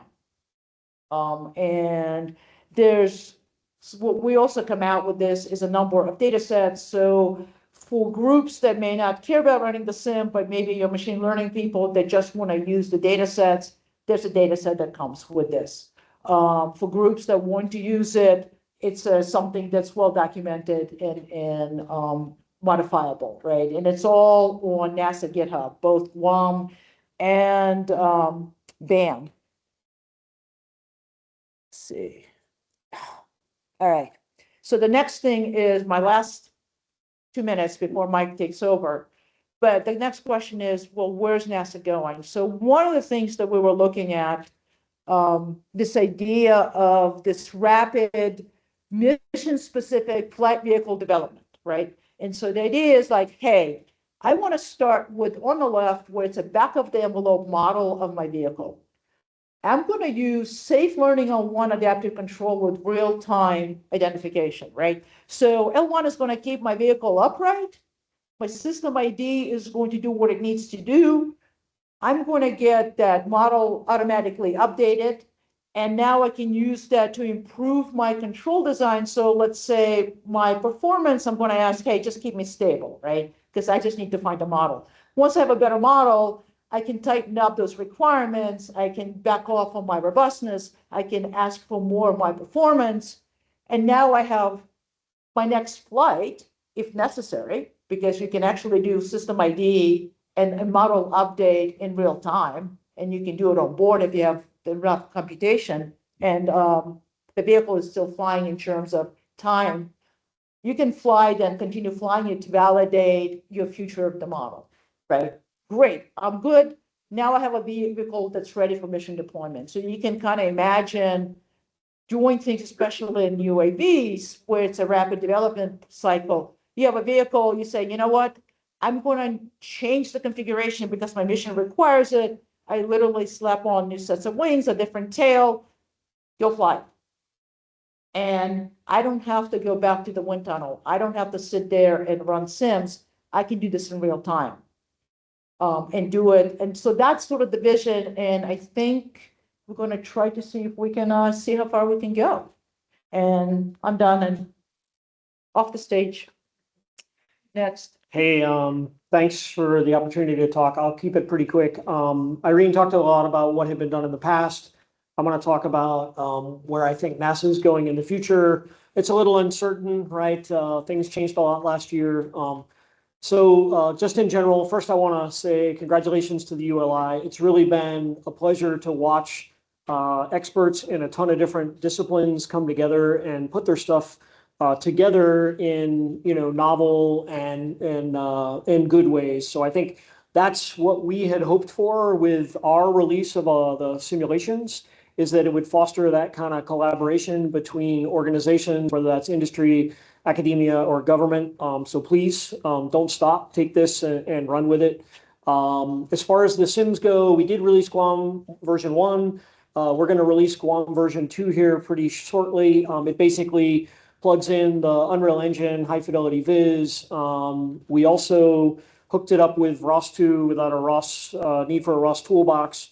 Primarily so we could get all the ML and all the off computations done, right? To get away from the MATLAB simulating clock, you can do your stuff. It autocodes, it batch runs, if you want to do Monte Carlos, all of that. I won't go into that. We'll talk about it at a different time. And then BAM, I'm going to go into. But I really wanted to focus on kind of 3 areas that I see that NASA is going. So I don't hide it well. I'm a big fan of our new administrator. I think he's made a lot of really great changes, emphasizing to flight. We're gonna proceed rapidly in a safe manner. I'm a big fan of that. So that's manifesting itself at my extremely low level in NASA in 3 ways.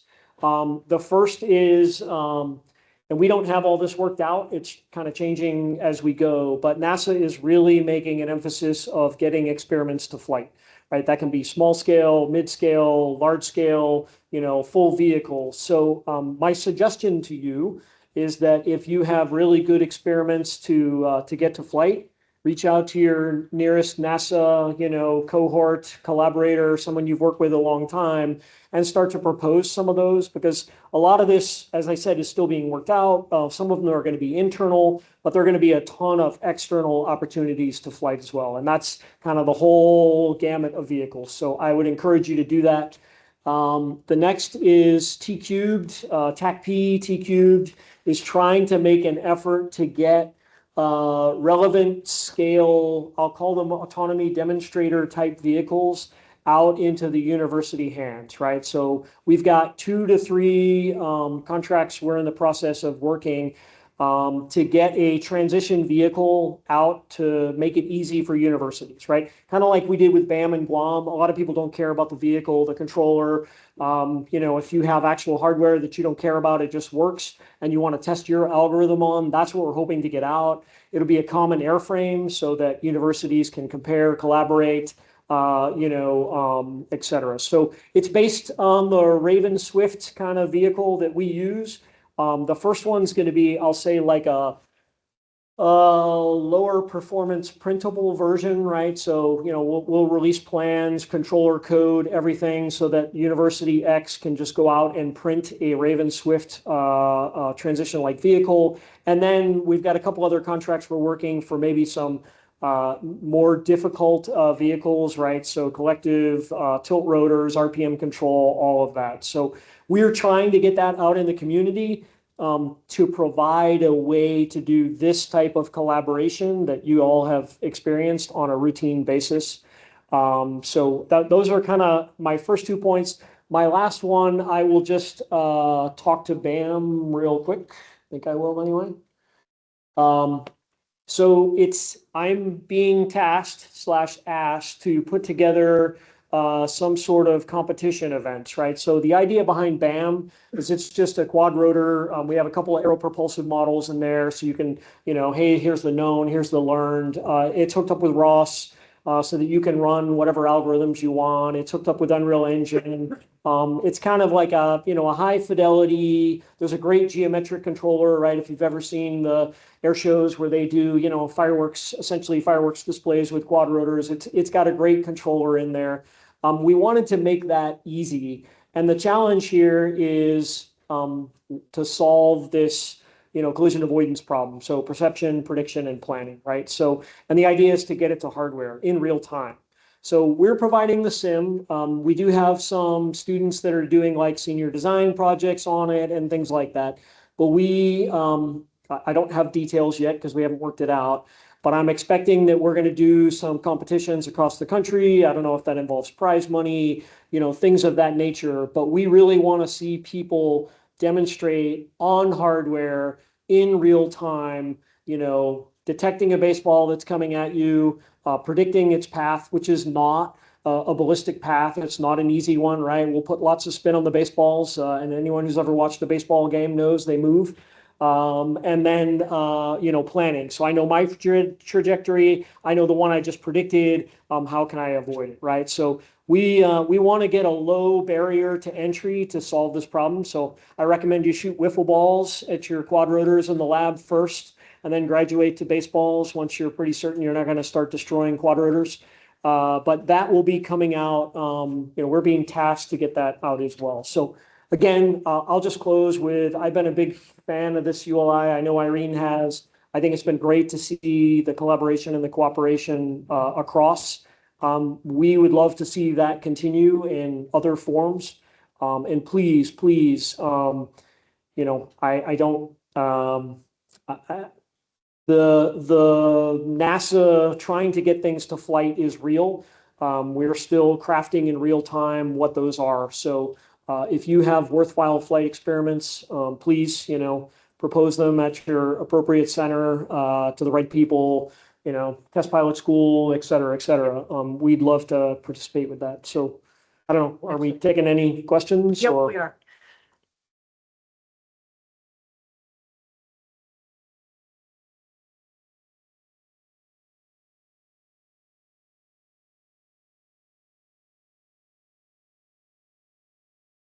Okay.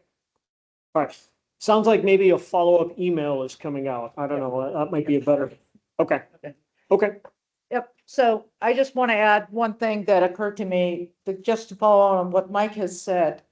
The benchmark problems, I would strongly encourage not just academia, but especially industry. If you guys have specific things you want to address in general, talk to us, because I may no longer be NASA, but I'm still part of the both IEEE and AAA relevant controls committees, and they're very interested in sponsoring that work.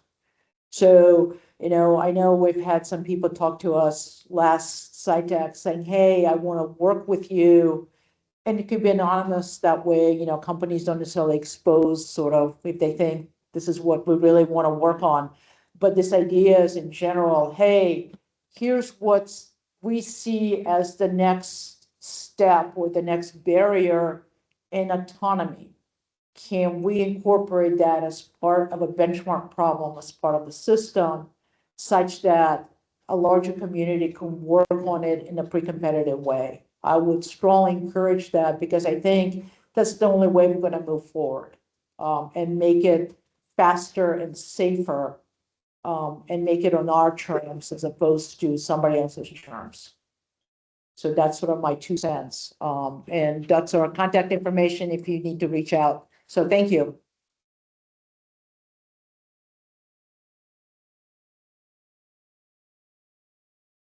Suresh, you dropped out, right, from giving the talk, or you want to? No, yeah, I don't have it. Okay, Brandon, it's your turn. Are you giving the presentation or not? Okay, so it's your turn. So Brandon Jones is a member of our advisory board. He's heading the autonomy at Wing Alphabet company. You know, they are doing lots of drone deliveries, and they have implemented also L1. So let me see what. Okay. Do you, by any chance, would you want to like do the Teams link or no? Maybe you, Just for the presentation. I'm not. Okay, that's fine. Do you want to, do you want me to like give you a flash drive to put the slides in? Oh, can I like plug in? Oh, yeah, you can easily do that. Okay.